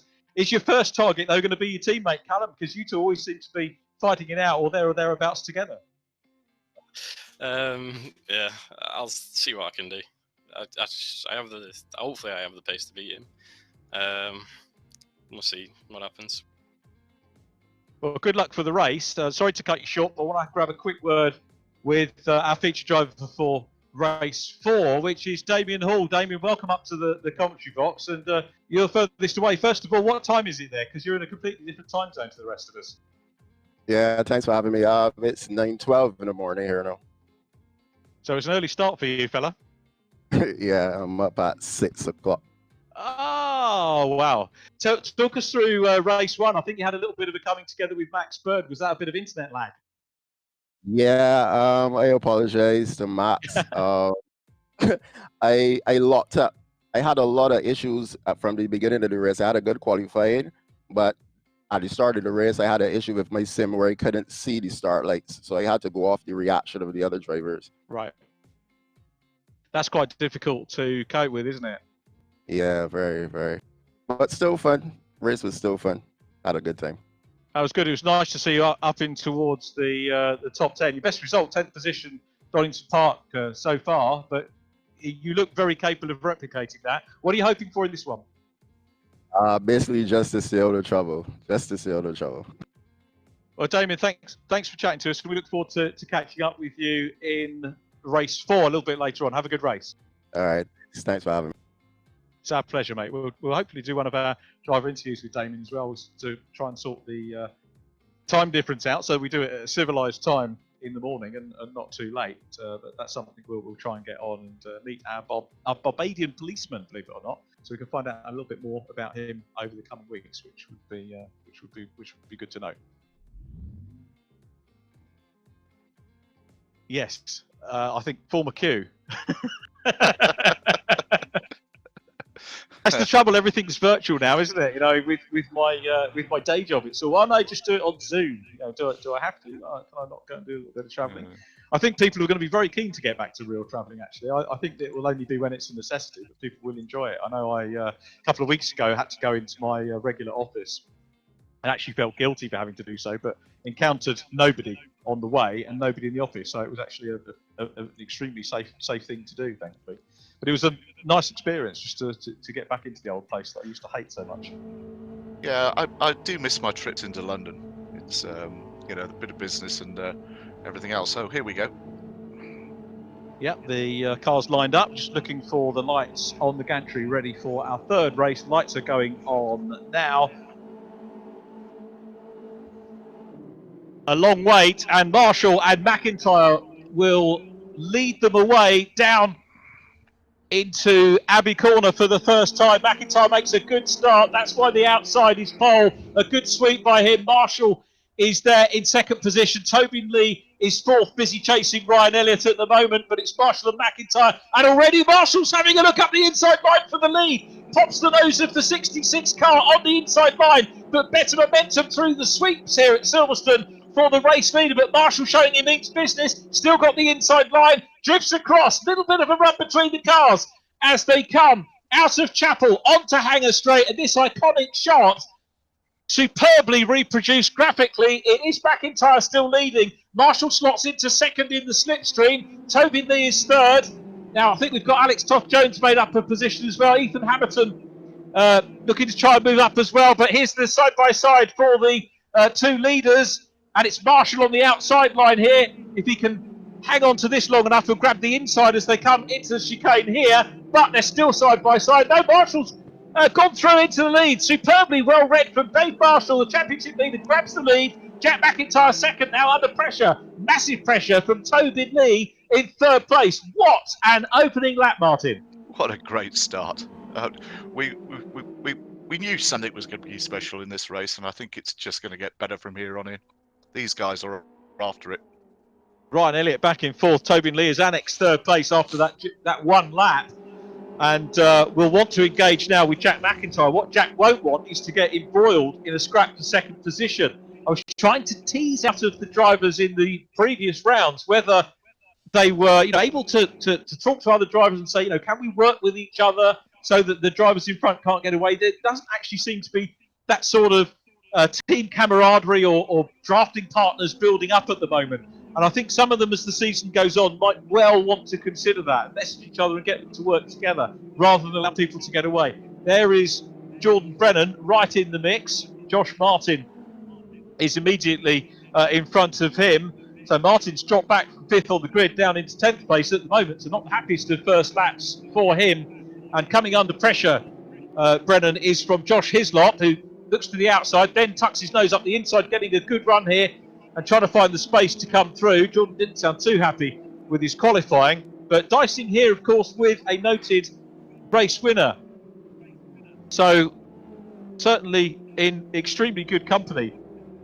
At the moment is Jordan Brenner. We've got somebody halfway across the track. Max Bird as well has a little moment in the gravel, will recover. So Bird will drop out of the top 15. He's now down into 17th place. Callum Newsham has disappeared down the order as well. I wonder if Callum maybe had a drive-through perhaps. We watch Alex Toth-Jones running in 4th place there, taking the run onto Hanger Straight. But it's Marshall from MacIntyre and then Tobin Lee in 3rd position from Alex Toth-Jones. Rob Butler next up from Ryan Elliott, now down to 6th. So Ryan with a little bit of work to do, having lost a few places. James Merrill's here side by side with Tom Williams. Williams on the inside line makes it up into 12th place. James Merrill, who gave us that superb demonstration lap at the opening to our programme today, enjoying his race. Down behind them is Ethan Hammerton in 14th. Kieran McConomy 15th from Thomas O'Farrell. Then Max Bird did actually hang on to 17th place, ahead of Callum Newsham. Max Coates down in 19th. Theo Bridgeman rounding out the top 20 at the moment in the grey number 22 car. The gap first to second, half a second, 4/10 back from second to third. MacIntyre to lead. Alex Toth-Jones with a little bit of a gap developing back to 4th at the moment, but still the top real-world driver and running in 4th place as we watch Isaac Smith in 1-2-3 chasing Josh Hislop, who saw the gap on the inside line. No second invitation needed there to have a little nibble at Jordan Brennan, but Jordan's got a little bit better momentum and holds on to that space. It's interesting with these cars. Momentum's so important. Yeah, they need to build up, don't they, and just make the most of it. And what that means is, of course, thinking out a move 2 or 3 corners before, as we were hearing from the eSeries clerk of the course, Andy Ringland, saying that you have to look back 2 or 3 corners on most of the event, most of the protests that you might have, and that's because the moves start to build up, don't they? 3 or 4 corners in advance. They do. Absolutely. The red mist comes in. Josh Hislop up into the top 10. This is the Hislop that we've known and loved from the previous rounds. He's in that position where he could again grab a provisional pole for the reverse grid race. He'll want to come further up the order. Certainly won't want to be passed by Isaac Smith, both of them synonymous with Fiesta racing. James MacIntyre is in behind them as well, and in fact MacIntyre just getting his nose in front of Isaac Smith on that corner. On board with the 37 car, Jack MacIntyre, with 2 MacIntyres in the race, going down Hanger Straight, having a look at Dave Marshall. He's got the gap down now, under braking to under 0.2 of a second. This is going to be a great race. Yeah, these two so evenly matched, aren't they, Martin? Really, nip and tuck. At the moment, it's 2-0 in terms of who's beat who in the races to the 37 car, and he's the chaser. And you heard him say in that interview in race number 1, he prefers to be the chaser. But the hunter is also the hunted here, because right behind him is Tobin Lee, that purple and white car, trying to close in on him as well. So MacIntyre could well find himself under a little bit of pressure before too long. It's Alex Toth-Jones in 4th, Rob Butler 5th, Ryan Elliott in 6th place. And I haven't even had a chance to look at fastest laps yet. Fastest lap, your boy Alex Toth-Jones. Yeah, he's got the scent of something here. So too as Jack MacIntyre has a look. He's playing the different lines. He's harrying the race leader. Gets a sweep into this corner. That was about momentum. Got a good sweep into that final corner on the lap, and he's now coming onto the Hanger Straight. He's now teeing himself up on the inside line. He's got his nose in front. That's showing on the timing screen, and it's got the inside line now as they come down into Stowe. So Dave Marshall relegated to 2nd. MacIntyre using momentum there to go through. And now, of course, we've got the 3rd place car, Tobin Lee, coming into the mix as well. Alex Toth-Jones could well capitalise here if the top 3 jockey for position, slow each other up. This is classic motor racing in this day and age. Exactly what you want to see. The One Make Championship.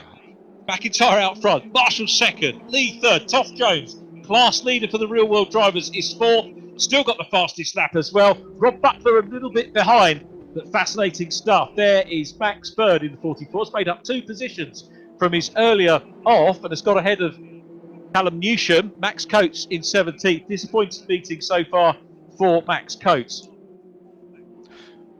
MacIntyre's exit of Chapel just teed it up beautifully for the pass down Hanger Straight into Stowe. Just nailed it. That's very impressive from that man. It was a cracking move, wasn't it? And I think we were after the 2nd round where Dave Marshall was moving away points wise. We kind of thought he was going to be, romping away from everybody round after round, but it's just not been the case. We've seen some classic racing. Sure, he's at the top, but so too is Jack MacIntyre. As we look at Kenny Press in the number 5. Good to see Kenny. Haven't had a chance to talk too much about Kenny. He comes from Draycote in Derbyshire. Sim racing since 2008, so a long time driver. Has won several sim championships over the years, and goes by the nickname of the two-wheeler. Haven't seen too much of that from him today, but great to see Kenny Press. He was supposed to be our featured driver last time out. For some reason we didn't get to catch up with him, but driver that helps enormously with all the graphics of the cars. And you can see here in a great race with Keir McConomy, who's in 25th position. So Kenny enjoying his race with regular mini race Keir. That was a two-wheeler for you. He did. On cue. Absolutely right. Here's Jack MacIntyre looking back. Dave Marshall, what a superb graphic that is of Marshall piling the pressure on. MacIntyre was half a second to the detriment of Marshall at the end of lap number 1, but that was overturned. And as you can see, Marshall keeping things honest at the moment. It's developed a bit of a lead, half a second, over 3rd place Tobin Lee at the minute, and then just 4/10 back. You can see Alex Toth-Jones at the back of this quartet, if you count the lead car as one of the quartet, is very nearly onto a podium position here, so not that far away. Rides the curbs, does Alex, in his pursuit. And we're at the halfway stage of the race already. 10 minutes left. How quickly did that go? Oh, it's flying by. It often does some good things. So Jordan Brennan, he's having a good run as well. Our featured driver in this one has made it up into 8th place, and handily is going to have a decent position if he can maintain that in the Liquid Molly Norscott car. If he can maintain that, he'll have a front row position or thereabouts for the partially reversed grid. And he's a driver that we have been saying round after round that we're expecting him to grab a podium before long. He's had a brace of 4th positions. He's had 5th places, 6th, 7th and 8th. But we know he has got the skill to get that car up into a podium position and hang on to it. It just hasn't had the brakes yet. And maybe today, for race 4, is what we'll see as Dave Marshall closes in again. 400ths of a second between the race leader and the championship leader, who looks along the inside line. They're side by side. This is again classic sim racing here at Silverstone between the two M's, Marshall and MacIntyre, the machine versus the assassin. And they are going at it. Hammer and Toms, and MacIntyre's having none of it. Tobin Lee coming into the mix as well. But he goes wide, does MacIntyre, and through goes Marshall. Through is going to come Tobin Lee as well, who sees the gap and follows Dave Marshall through. MacIntyre is back in 3rd place. Alex Toth-Jones trying to close in on them. It's a quartet for the lead, and the championship leader, Dave Marshall, trying to turn his fortunes around. Not that they were bad in race number 1, but he was beaten by MacIntyre twice, and he's got in front here, and he'll be delighted, or maybe not so, to see Tobin Lee up with him, because Tobin Lee is as equal a threat in terms of the championship as the race as Jack MacIntyre is. What great action. It's superb, isn't it? And here they come then, again, out of Chapel Corner onto the Hangar Straight. I'd say this is the point of the circuit where they get a breather, but they don't, because they're all going to be looking around them to see what's going on, to see where the next challenge is. Lee has a little off-line look, maybe defensive, perhaps, from Jack MacIntyre in 3rd place. Quick look there. Jordan Brennan still running well. Fastest lap of the race still with Alex Toth-Jones. If the pattern repeats itself in this race, then he will hang on to that, because it does seem that the fastest laps set earlier in the race tend to stick right the way through the race. An extra 6 points for that. So Alex could well be moving further up the order. I think he probably now has moved up from 9th overall. He's probably the second place driver in the real world class now on my maths. I apologise if I've got that wrong, but I think he's moved up to 2nd in class potentially at the moment with a Sterling meeting so far. Left-hand shot, as you can see, is James Martin ahead of Jordan Brennan. Martin in green in 7th place. Jordan's going to have a look here, see whether he can close up and move a little bit further ahead. The upside here, if you can move ahead, is more points and you edge yourself closer to a podium. The downside is that the further you go up the grid, then the further back you start for the reverse grid race. Ryan Elliott immediately in front of him. The white and blue car of Rob Butler having a quiet 5th position at the moment. Behind the quartet of Marshall, Lee, Toth-Jones and Jack MacIntyre, who's now back in 4th position. So Alex Toth-Jones now up into 3rd, still with that fastest lap and running well. We ride on board with Alex, and you can see he was maybe best part of a second behind these guys a couple of laps ago, but the fighting has sorted them all out. 7/10 first to second as they cross the line. Tobin Lee 2nd, Alex Toth-Jones in 3rd, then Jack MacIntyre, you can see in the mirror graphic, top centre of your screen, is all over them as well. MacIntyre certainly will not give up the fight. Brilliant race here, so regardless of overall podium or not, Alex Toth-Jones top real world racer. Rob Butler 2nd in class at the moment, and Josh Martin I think 3rd in that group. Max Coates down in 14th, was 2nd in the championship for the real world drivers class. Max Bird 15th behind him, then Callum Newsham. Jordan Brennan still in 7th place as the race leaders go through. That's not the race leaders, it's Max Coates busy chasing Ethan Hammerton at the moment. So the two Yorkshiremen. And the other thing you might have noticed, Martin, if you've watched it the last few weeks, is that we do have a plethora of Yorkshiremen. I'm not sure what the collective noun is for Yorkshiremen. I'm not saying. That's a bit like Alex's nickname, you're not allowed to say, probably. Correct.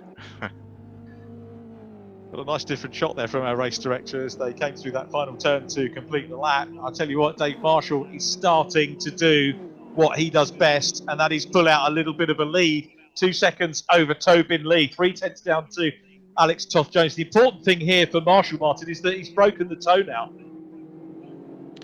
Yeah, he's looking good here. This is quite interesting how it's panned out between those four. Alex under pressure from from MacIntrye and Rob Butler, indeed, immediately behind. A little bit of pixel trading again between the two cars. I think that was MacIntrye getting back into position. Rob Butler coming up to join the party as well. So MacIntrye back up to third. Alex Toth-Jones is now in fourth place, coming under pressure from Rob Butler. I think we might be calling Rob Butler the silent assassin very soon, because I'll tell you what, he's chipped away at the points at this meeting. Doing a super job. He's Rob at the moment. Rob in the 74 car. Podium finisher for race 2 that we had on the Indy circuit at Brands Hatch, so certainly no slouch. But good to see him up into 4th here and having a good run. It's Ryan Elliott in 6th place, Jordan Brennan still in 7th. Pole position at the moment for the reverse grid race 2 will be with Isaac Smith.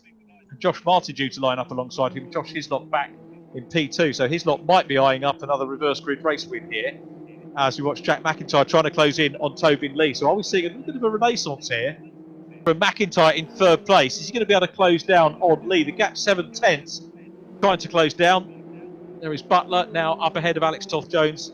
Alex in 5th position, so Butler takes over as the leading real-world driver in this one, but it's not finished yet, and Alex is coming offline and having a look and dives through. Good move. Perfect end of hanger straight, was that? No. Yeah, I think it Yes, was. Yeah. Yep, super move then. So Alex back into 4th position. While they're squabbling though, they're 1.4 seconds down on Jack Mack at the moment. Jack half a second down on Tobin Lee, but the gap Marshall to Lee now 2.3 seconds. So the championship leader stamping. Really, you've got to say this is very definitely a response to what Jack MacIntrye did to him in race number 1. And at the minute, Marshall on for 50 points. It's going to take 10 points back from Jack MacIntrye, who's down in P3. I'll say down, it's not that far. Still on the podium. I'd actually quite like to see Marshall, Lee and MacIntrye all together so that we can see a 3-way fight, but Marshall doesn't want that. That's a great shot, isn't it, there? That's great, yeah. You could tell by Marshall's voice in the interviews he wasn't happy after the first 2 races. He didn't like that at all. And he just seems to soak up the pressure so well. He doesn't, I don't think he even feels the pressure, but he knows what he's got to do and he just responds to it. He's quite a character, and it's going to be fascinating once he gets into the... I'm sure we're going to see him. He's contested a couple of scholarships before to try and get him out on the racetrack, and whether he wins this or not, I think we're going to see him out on the circuits in something before too long. And once he gets into the groove with it, he's going to be a fierce competitor. No, for sure. I'm all ears and eyes on him, to be honest with you. He's very impressive. As in MacIntrye as well.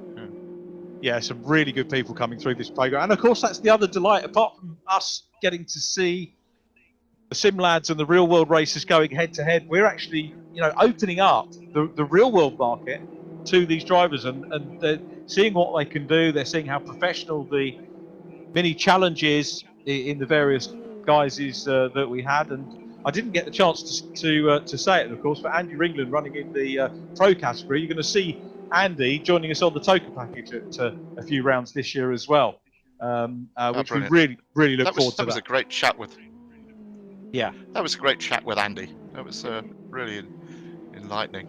Yeah, and thanks to the production team and Andy for sorting that out, and just talking to us about what he does. And I think we all knew that they do a lot of work, but that much work and commitment they put in, absolutely superb. We were having a quick look there. Isaac Smith, who at the moment is on provisional pole in 10th place, racing with Josh Martin. They're dicing over 9th and 10th place. Smith goes up to 9th now. Josh Martin in 10th, so he's provisional pole in green. 2 cars going through shot. They're being followed by James MacIntrye. Tom Williams is next. Max Bird now 13th. Bird having a good recovery drive. And do you know what I've clean forgotten to do over the course of the 3 races? And nobody's reminded me as to who driver of the race was going to be in each of the races. But for me, in this one at the moment, I'm going to say good recovery from Max Bird. We've got 25 seconds plus 1 lap to go. And I've been keeping my eye on Max trying to work his way through. So we'll have to go back and try and work out who we're going to do in races 1 and 2. I think race 1 probably would be our winner, Jack MacIntyre. And race 2 I'll have to give a little bit of thought out. I don't know if someone's writing that down. I'll probably get asked for it at the end of the day. And have to let you know who that is. But maybe Martin, you can remind me for race 4 who the race is going to be. But this is for 9th place. You can see Isaac Smith there in the dark blue car. They're fighting over the front row positions for race 2, coming up towards us here. Isaac Smith, who could well add to the maiden podium he had last time out, had a 3rd place in race 3 on the national circuit last time. So if he can start on the front row, might be able to get his head down and grab a mini challenge win. He's going to be racing in the JCWs this year, of course. He moved up from the BRSCC Fiesta Championship. I got taken to task actually by saying about drivers moving up from various formulae, and in some respects it can be regarded as moving across, but I mean absolutely no disrespect to the BRSCC Fiesta to say moving up. It is a higher regarded championship on a bigger platform, so it is a move up from the BRSCC Fiestas, but that takes nothing away from what a superb championship that is, and a wonderful amount of real top-class drivers have raced in that over the years, including likes of Ash Sutton, who was actually not a champion in Fiestas, but cut his teeth racing-wise in there. But we're on the final lap, and it's Marshall from Lee. The gap now, incredibly, Martin, 4.9 seconds. That's incredible. He's really gone for it this race. Very impressive. He's done well, coming down towards the checkered flag to win a fastest off the front race again. He does it. Tobin Lee under pressure from Jack MacIntyre, but it's Tobin Lee that takes 2nd. Jack MacIntyre completes the podium. It's a very familiar look to the podium. The first real-world racer, having set the fastest lap early on in the race, lost the real-world class lead to Rob Butler, but coming through for 4th position and class win, Alex Toth-Jones is in 4th. Rob Butler takes 5th position. Then Ryan Elliott, quiet 6th position for Ryan, but a good result nonetheless. And then in 7th place was Scott Brennan, one of our featured drivers. Not a bad race for him, getting from 10th up into 7th place. Josh Hislop takes 8th position ahead of Isaac Smith, who is 9th, and pole position for race 4 will be Josh Martin. So fascinating race once again. Yeah, I'm very chuffed there for Alex, because for some reason the sim race has looked very strong in race 3. Yeah, good class victory. There is Max Coates, who was 13th in that one. So podium having a very familiar look to it, for sure. But it's going to mean that the opening to our next race is going to be interesting. Isaac Smith and Josh Martin starting off pole position. Down into our virtual pit lane come some podium regulars, you have to say. But what a superb race that was. Just having a quick look. Dave Marshall is down with us already. Dave, this is... you know the routine now, don't you? Coming into Parc Ferme, and you very quickly join us. But congratulations, super race. You had to work hard to get into the lead, and the work wasn't done for you because you built up a fantastic winning margin at the end. Well done. Yeah, I think it's where the season's going to go, isn't it? The top drivers are all such on even pace. Who knows who's going to win which race and which qualifying? Yeah, that was a bit of an unexpected start, actually. I was putting the pressure on Jack from the start because there was a few good opportunities. But Tobin found some serious pace in that race, and he was going to have us if I didn't get past Jack quick. So I braved it around the outside in the last chicane, and managed to get the move done around the outside. So luckily got the breakaway, and then good to see my teammate come through into 2nd. My co-commentator Martin Jones was saying that he heard it in your voice that you were determined to do something about finishing behind Jack Mack in the first 2 races today. Is that the case? At the end of the day, for me, I just want to do as well as I can every single race I do. So if there's a position in front of us, I want to get it. So.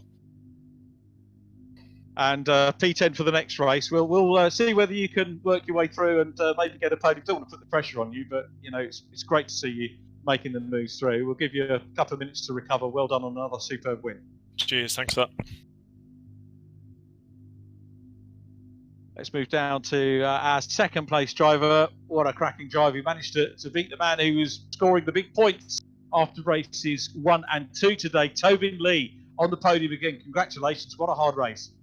Yeah, thanks. I mean, it was another tough race. We come from a reverse grid where it was tough, and now, you know, even tougher this time with a really fierce battle. I think it was quite. I for once I got in quite a good quality time, starting P4, and then once I got past Ryan with an aggressive start, I knew that I had race pace, and I think I wanted to let the top 2 battle as much as they could, because naturally that would slow them down, and luckily they were scrapping nicely for the first like 10 minutes, and then I had a little opportunity to get by Jack, and I basically made my car as wide as I possibly could, because his pace is absolutely phenomenal as always again this weekend. But yeah, I was really happy with P2. When you're defending, does that really sort of compromise your chase of the race leader? Yeah, definitely. I mean, Dave, once he was out in the lead, he was pretty. I mean, he was let loose, wasn't he? His leash was taken off, and he was able to get away very quickly indeed. But yeah, I mean, it's just the pressure when fighting at the front of this field is actually like, this field is really competitive. Like, in all the esport things I've done, this is actually like well up there in the difficulty. So fair play, everyone. It's got to be with the prize fund on offer, fella. Exactly. It's really cool. Well done. It's a cracking, entertaining race, and well done for fending off Jack McIntyre, who's there. We'll see you for race 4, Tobin. And let's go to the driver who completes our podium here for race 3. It is another podium, and maintaining an incredible consistency with speed and dogged determination. Jack McIntyre, how disappointed are you with third, Jack? Reasonably, I can't lie. I mean, third place is still brilliant and some really good points there, so I'm happy to get those on the board, but I really could have done so much more from that. Fair play to Tobin and everyone else. There was a lot of tough racing during that, but I just made a few small little tactical mistakes that dropped me down a few positions and really compromised my opportunities. But yeah, still a good finish. You never give up though. You're a proper driver, and we always see you getting stuck in, and it was right the way to the checkered flag, chasing Tobin Lee just to try and get that P2 back. Yeah, I mean, like Tobin said, I've done a lot of competitions and a lot of leagues and a lot of long championships before, and it really does come down to every point in the end. So yeah, never give up, never surrender, always try and do his best. Well done, super third place. Thanks for chatting to us, and we'll see you for the reverse grid race 4, which will take place in a few minutes. Cheers, thank you.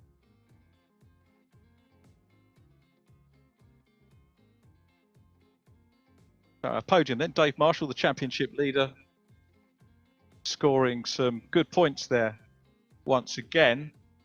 4th position, and a reminder, the fastest lap points for 4th place going to Alex Toth-Jones. So Alex actually picks up 37 plus 6, 43 points. So effectively, that was a 3rd place finish points-wise in that race for grabbing the fastest lap the way that it works out. So he won't be unhappy with that. And again, my maths, subject to confirmation, I reckon he may well have moved into 2nd position in the real world class.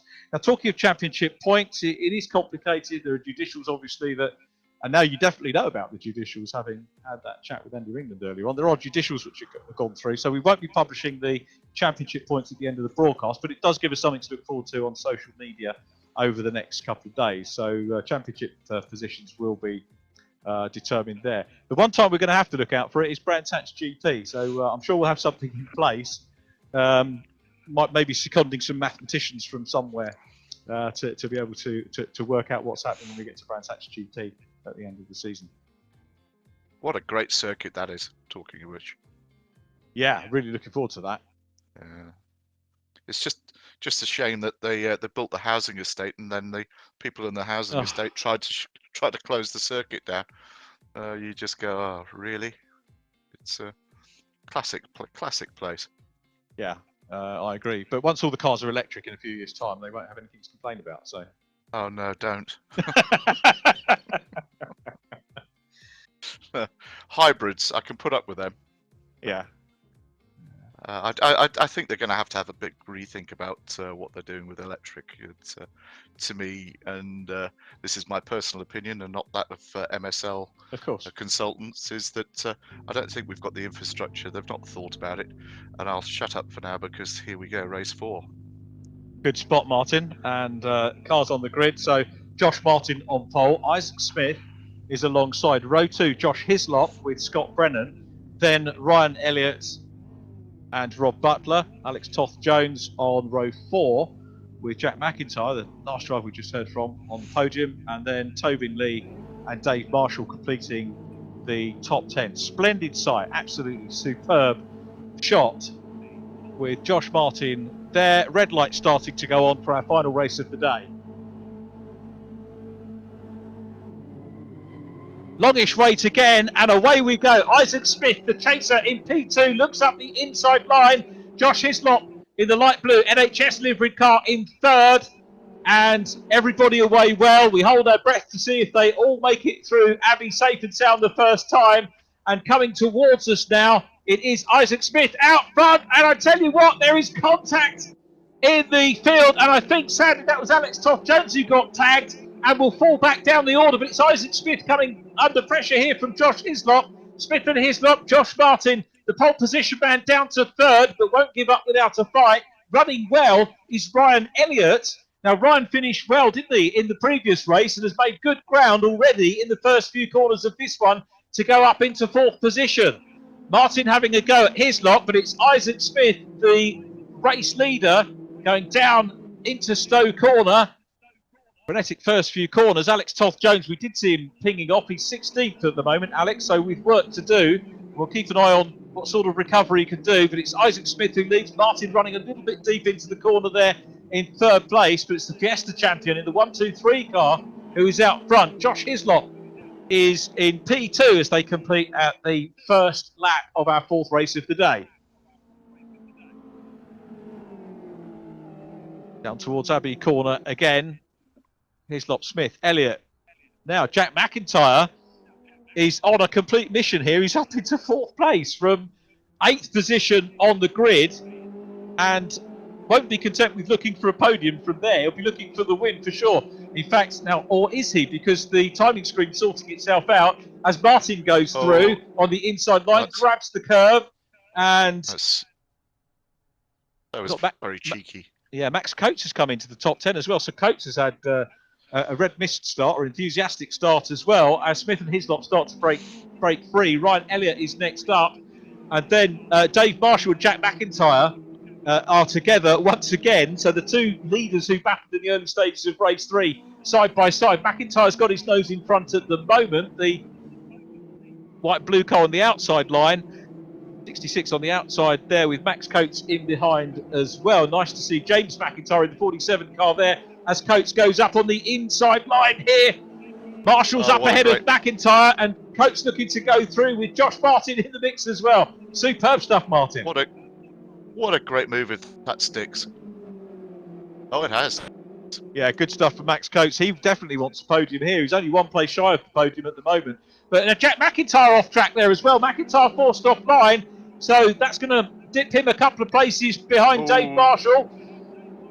It's going to get messy. Yeah, getting messy and physical. So Coates, he's actually 2.7 seconds down on Ryan Elliott now. So while they're squabbling, you can see the gap. Here come the lead trio: Isaac Smith, Josh Hislop, then Ryan Elliott in 3rd place.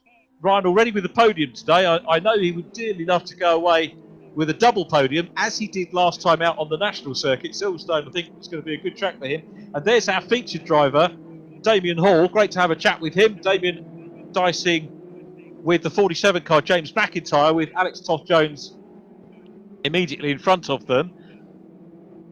Yeah, Alex is making his way through the field here really quickly. He's nearly back in the top 10, isn't he? So it's 11th place at the moment. And I'll tell you what, he wouldn't say no to another reverse grid race after this because he'd be up at the sharp end of it. But sadly, we can't do that, unfortunately. Oh, and a massive hit there! Oh, into the pit wall in the off. background. And possibly into retirement, but it's Marshall back in front of Max Coates for 4th position. Dave Marshall, this is one of the biggest climbs we've seen from Marshall through the field. He is, let me see, 4th place at the moment. That's his best reverse position. That was Brands Hatch, I think, which was our second one, race 2. He had a 5th position last time out here, but this is real good stuff from Marshall. He's got nothing to prove other than just to keep finishing and grab the points. His Arch Championship rival at the moment is down in 10th place. So MacIntyre well out of this one. He definitely did like the first 2 races. Different attitude in the second 2. He's really getting his elbows out. There is Jack MacIntyre, second in the championship, 10th position, chasing Callum Newsham. So Callum having a decent run up ahead of them, Max Bird, who tentatively I nominated as driver of the race for race 3. I still need to go back over my notes for race 2, but Jack MacIntyre with some work to do. Alex Toth-Jones trying to reel him in. That'll be the next car you see into shot behind that trio that we're looking at. Damien Hall dicing with Theo Bridgeman Williams, and having a good run. Theo putting him under a bit of pressure. And again, you can see here, although this is positions 13, 14 and 15, 4 very close cars indeed, all having a good race. And, you know, we're a quarter of the way into this race and they're still dicing right the way down the order, which is good to see. Dave Marshall with fastest lap as well. So Marshall potentially on for another 6 points here. He's got the gap down to Ryan Elliott now to under 2 seconds. It was 2.01 last time we saw the time check, and it's now 1.9. Elliott 1.8 seconds down on Josh Hislop at the minute. There is Josh Martin in 6th place. Jordan Brennan busy chasing him. Max Bird in 8th, trying to get involved in the mix as well. Coates under pressure from Josh Martin here at the moment, so Brennan trying to reel them in. At the moment, we've got Ryan Elliott in clear air, running in 3rd place. Dave Marshall will try and close in. For Marshall, of course, this is no pressure really points-wise, because MacIntyre now in 9th place, up ahead of Callum Newsham, and Tobin Lee, who's on the podium in race number 3, finds himself down in 12th place. So Tobin, who was saying that he I think was getting decent results in the reverse grid races, not doing so here, but he's got Damien Hall right behind him in 13th place. Here's the leader though, Isaac Smith in the 1-2-3 car, the 18-year-old from Harrogate, so another Yorkshireman, running well, did absolutely superbly in the Fiesta Championship last year.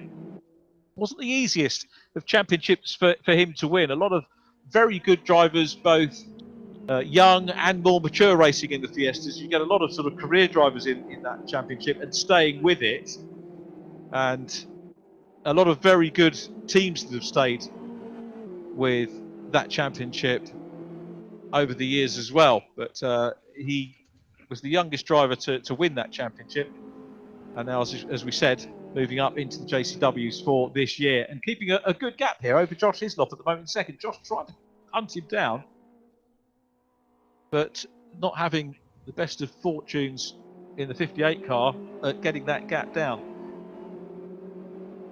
Hislop with 2 wins under his belt, race 2 wins in Brands Hatch round and also here on the Silverstone National Circuit last time out. He's going to get good points here again. Ryan Elliott still in 3rd position from Dave Marshall in 4th. Elliott to Marshall now 1.4 seconds, so he's slowly chipping away. Here comes Elliott down into Cops Corner. Here comes Dave Marshall. Then it's Max Coates in 5th place, followed by Josh Martin. Quick flick back to Jack Mack, who is in 9th position.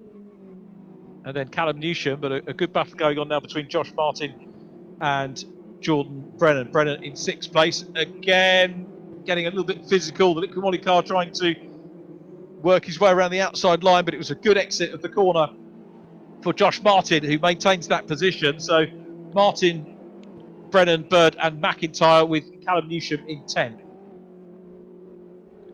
It's really good to see Max Bird having a good run in this race. Yeah, we know he's capable of delivering good results, and sorry to bang on about it for his family, but he just has not had the fortune that you sometimes need in these races. He's being chased at the moment by Jack MacIntyre, second in the championship, trying to hunt him down nearly at the halfway stage of this race. You can see MacIntyre chasing Bird, busy chasing Jordan Brennan, who's got Josh Martin in front of him.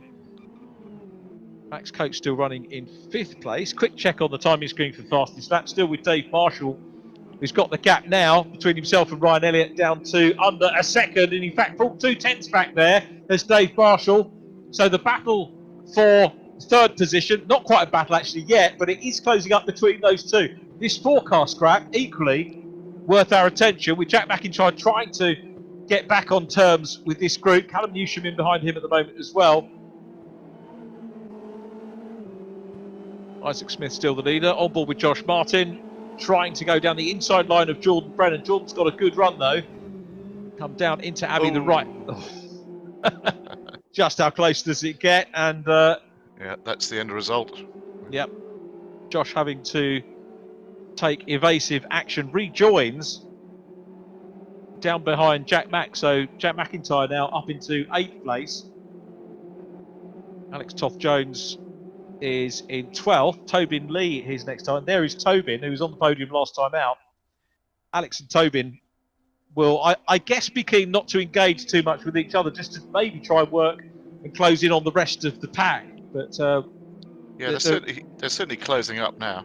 So yeah, nine minutes and a lap. Yeah, could see some movement here. Yeah, these drivers have got time to improve. And this is now a battle. Dave Marshall challenging Ryan Elliott for 3rd place. Marshall has closed up. Remember, the gap was 1.9 seconds a few laps ago. He's chipped away. He's caught Ryan Elliott. And now we're looking at Dave Marshall perhaps setting a little bit of personal history here in the Mini Challenge UK Series, because he hasn't had a reverse grid podium yet. He's had a great drive. Had a good day, hasn't he? He was pole position earlier on, got beaten in races 1 and 2 by his championship rival. But as you said, Martin, he's just mindset, bounce back, and he's going to produce his best reverse grid result here without a doubt. If he could get onto the podium, that will be super news for him from 10th position on the grid.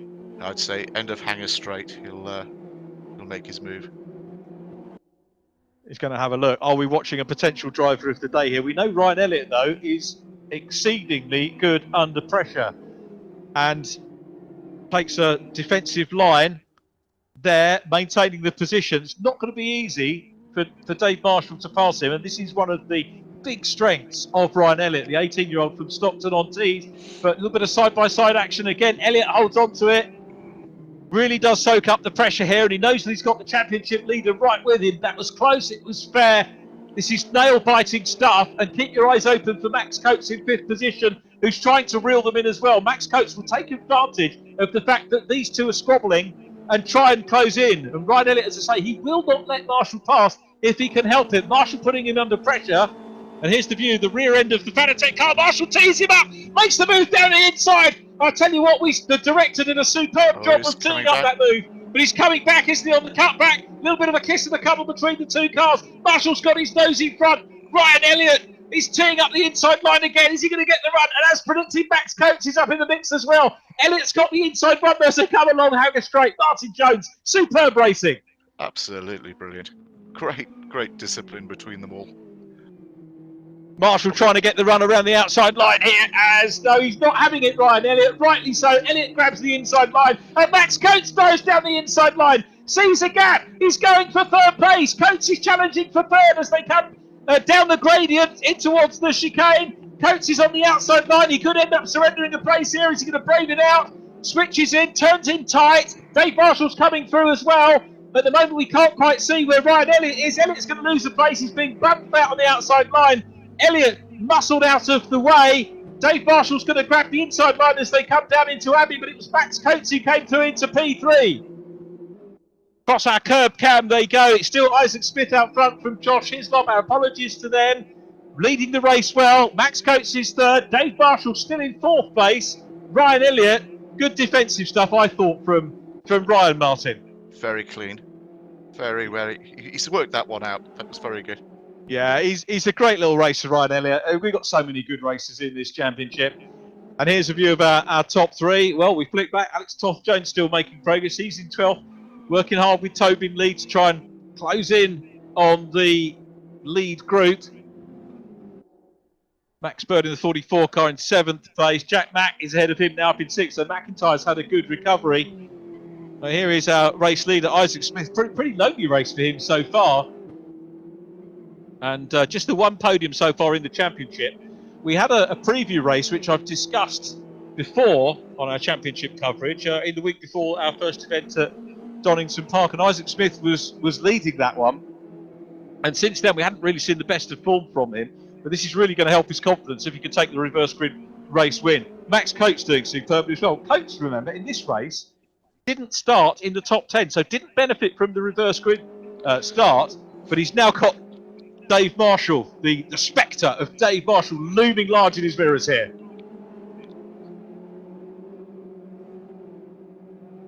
So Dave Marshall from CM in County Durham, that neck of the woods, seems to produce some quick races in this championship.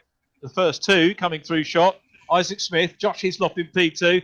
Hislop doing a good result here. It's going to keep his position as top real-world racer pretty much intact. And Max Coates coming under pressure from Marshall. Tees up the inside line here. Good pass from Marshall. Max Coates is going to try and hang it out, though, on the outside line. Doesn't work. Marshall, I think, now goes back up into 3rd place. Max getting a slightly better run out of the corner. We'll try and challenge him down. Meanwhile, we've got Jack MacIntyre challenging Ryan Elliott behind this group as well. Here we go. There's Ryan. Jack MacIntyre wants, of course, to get on the Coates and Marshall battle if he can. Still got 4 minutes to do so as they tick off another lap. The gap between first and second still there. Max Coates not being left here by Dave Marshall, almost like they're working together.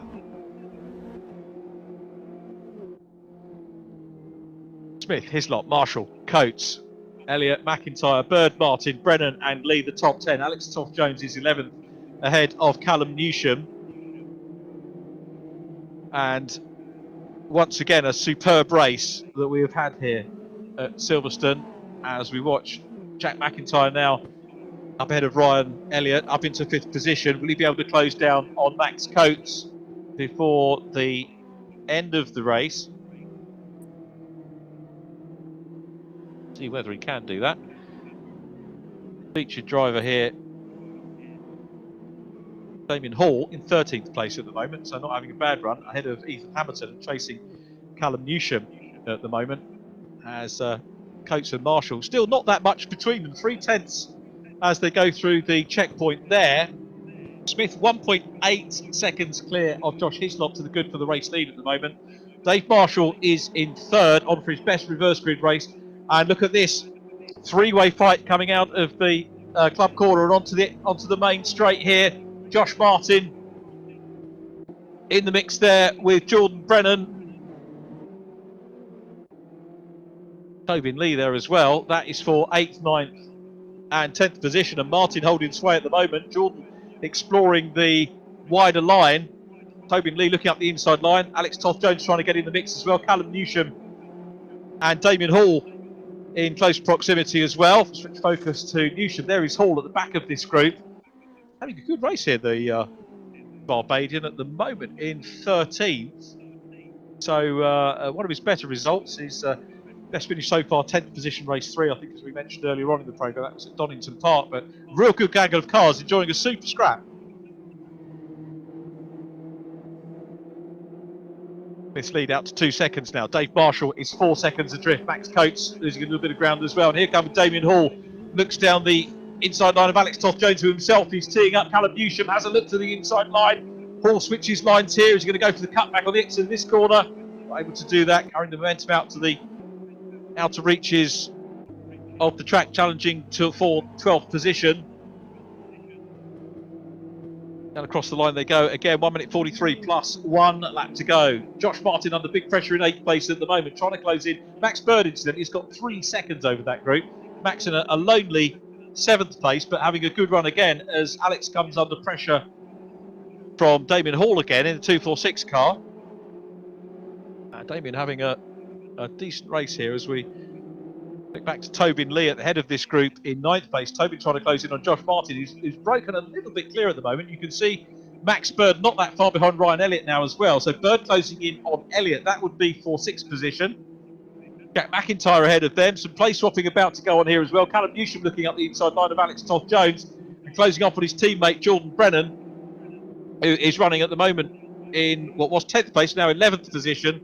Alex Toth-Jones now with his nose in front in 10th place. If you can consolidate this, back contact between them and off they go and into the barrier. The two teammates are off. That's definitely going to be one for Andy Ringland to look at, but bitter disappointment for, no, it wasn't two teammates, it was Alex Toth-Jones and Callum Newsham, because Jordan Brennan's actually gone into the pits according to the timing.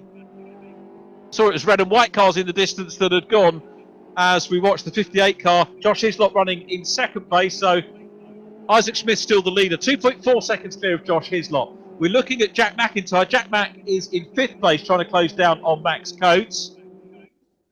And Damien Hall in his feature race is actually mirroring his best result here, Martin, with 10th place at the moment.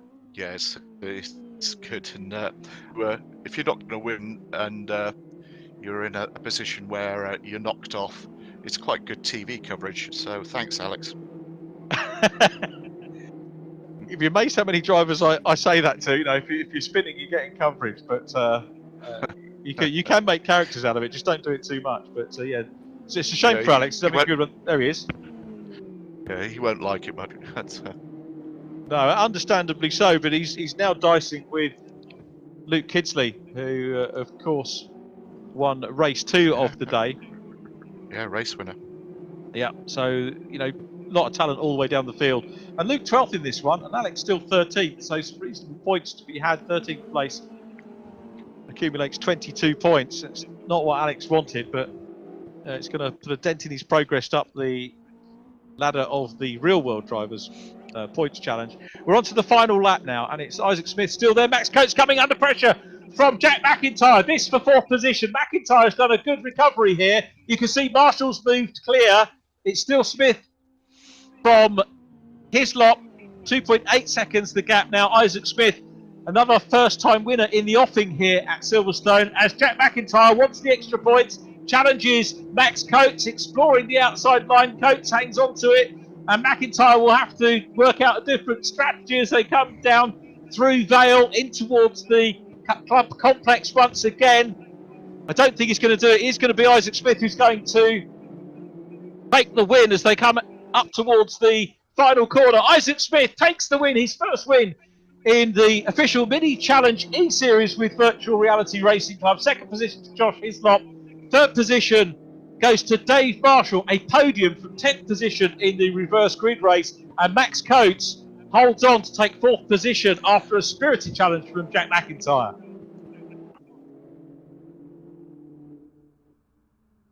That's great. Delighted for the top 4. Yeah, another good race, Martin, wasn't it? Yeah, another great race. What a good afternoon, gentlemen. It was. Our thanks to all of our drivers for entertaining us royally once again here as James Merrill's comes through as well. Josh Hislop, good to see him back on the podium. Dave Marshall in 3rd place, championship leading tank. Did he maintain the fastest lap, Dave Marshall? Yes, he did. So very good points for him. Max Coates taking that 4th place from Jack MacIntyre. And there in the 97 car, Thomas O'Farrell, who comes from Isla. Haven't spoken too much about Thomas O'Farrell today, from Port Ellen on Isla. And used to do a bit of marshalling, so they're another group that in the real world we very definitely can't do without the marshals. We've spoken a lot about race officials today. But good to see that Thomas made the move from marshalling into e-racing and hopefully into real world racing at some point as well in the very near future. So let's head down towards our virtual Parc Fermé for the 4th and final time today here on the international circuit at Silverstone, where I think our top 3 drivers are assembling with not the first time on the podium this year, but certainly the first time on the top step of the podium. Massive congratulations. Isaac Smith, well done, Isaac. Thank you very much. It was a very difficult race, I've got to admit. You made it look easier than that because you had a good gap at the end, but I'm guessing that Josh, who of course had already won some races in the series, was keeping you honest. What sort of problems did you encounter? Well, I put a little bit too much fuel in, which made it a bit more interesting at the start, I'll say. Okay. And obviously, whenever there was any mistakes, I picked on them against Josh and just kept my head down. And yeah, we've come through for a victory. I was trying to work out whether you raced Josh in Fiestas or whether your Fiesta tenure was after his. Just after.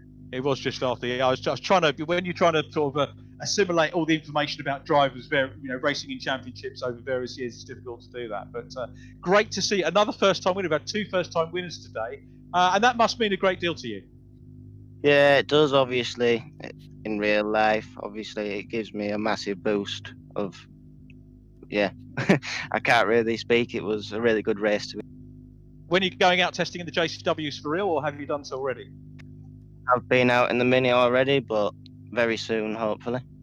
Okay, we look forward to seeing you out there on the Toka package a little bit later on in the year. Well done, first-time winner, Isaac Smith. Many congratulations, mate.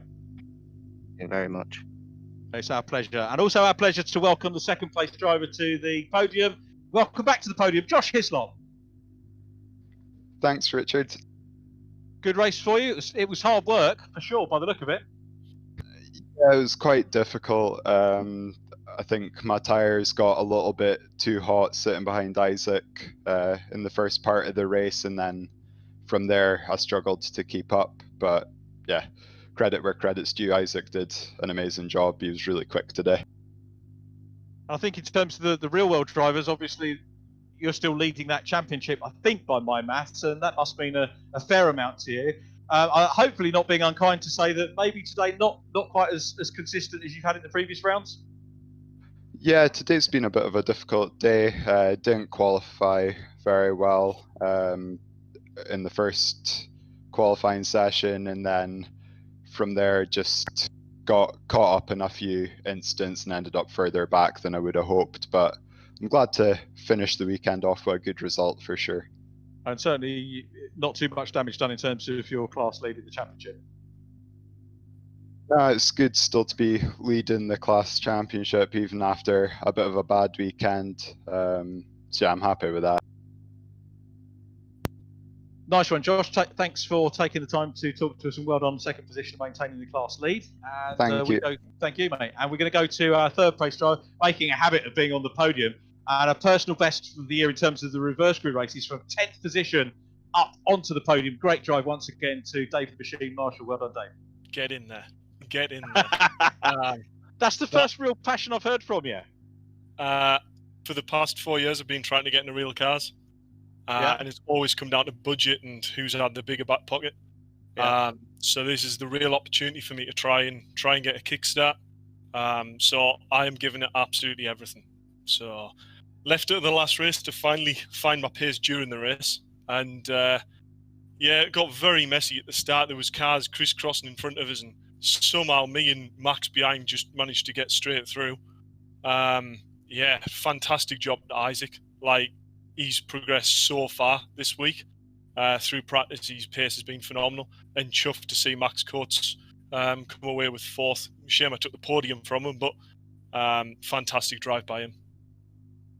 Nice comments from you there as well, David. Obviously, championship lead is intact, and we'd love to see a little bit more of that passion as well, because I think the job that you've done in the championship so far, absolutely superb. But to come through and grab a podium from 10th on the grid, absolutely brilliant. And Jack Mack was trying to close up on you in the closing stages as well. I think he was the first one to break of the lead group for the previous race, to break up towards the front. And I'd sort of called him there, and all of a sudden, hang about, Dave Marshall's up there as well. So it was a blinding opening set of laps from you. Yeah, Jack's got phenomenal pace. There's no hiding that. You can see it on the leaderboard. But sometimes luck works your way and sometimes it doesn't. And that race was quite a messy start to try and get through the pack. And I just think I managed to get through it a bit cleaner than what he did and managed to get the break. And thanks to Max, we worked together and get the tow to get the bit of the gap between the back pack and the front guys. But there was no catching Josh and Isaac. They were gone, and fair play to them. Yeah, they did well. Earlier on, you were saying in one of our interviews with you that you prefer a more technical track, and we don't get much more technical than where we're going next time, which is at Snetterton. Have you done much practice there? Yeah, so Snetterton's a fair difficult track. The only worry about Snetterton is there's so many opportunities for big contacts and risky moves. So it's just going to be a case of, for me, Snetterton, it's damage limitation. Let's just try and get a clean weekend and just try and maintain this championship lead that I've got so far. Well, many congratulations. A fine third place. Good race win today as well. And Dave, we look forward to catching up with you next week. Cheers, Richard. Thanks.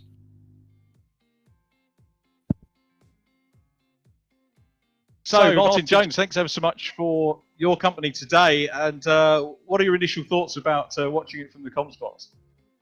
I loved it. Good afternoon. It's seeing some great racing, some lads there with some serious talent. That let's hope that we can get them on to the real world and see what they can do, and also the real world races.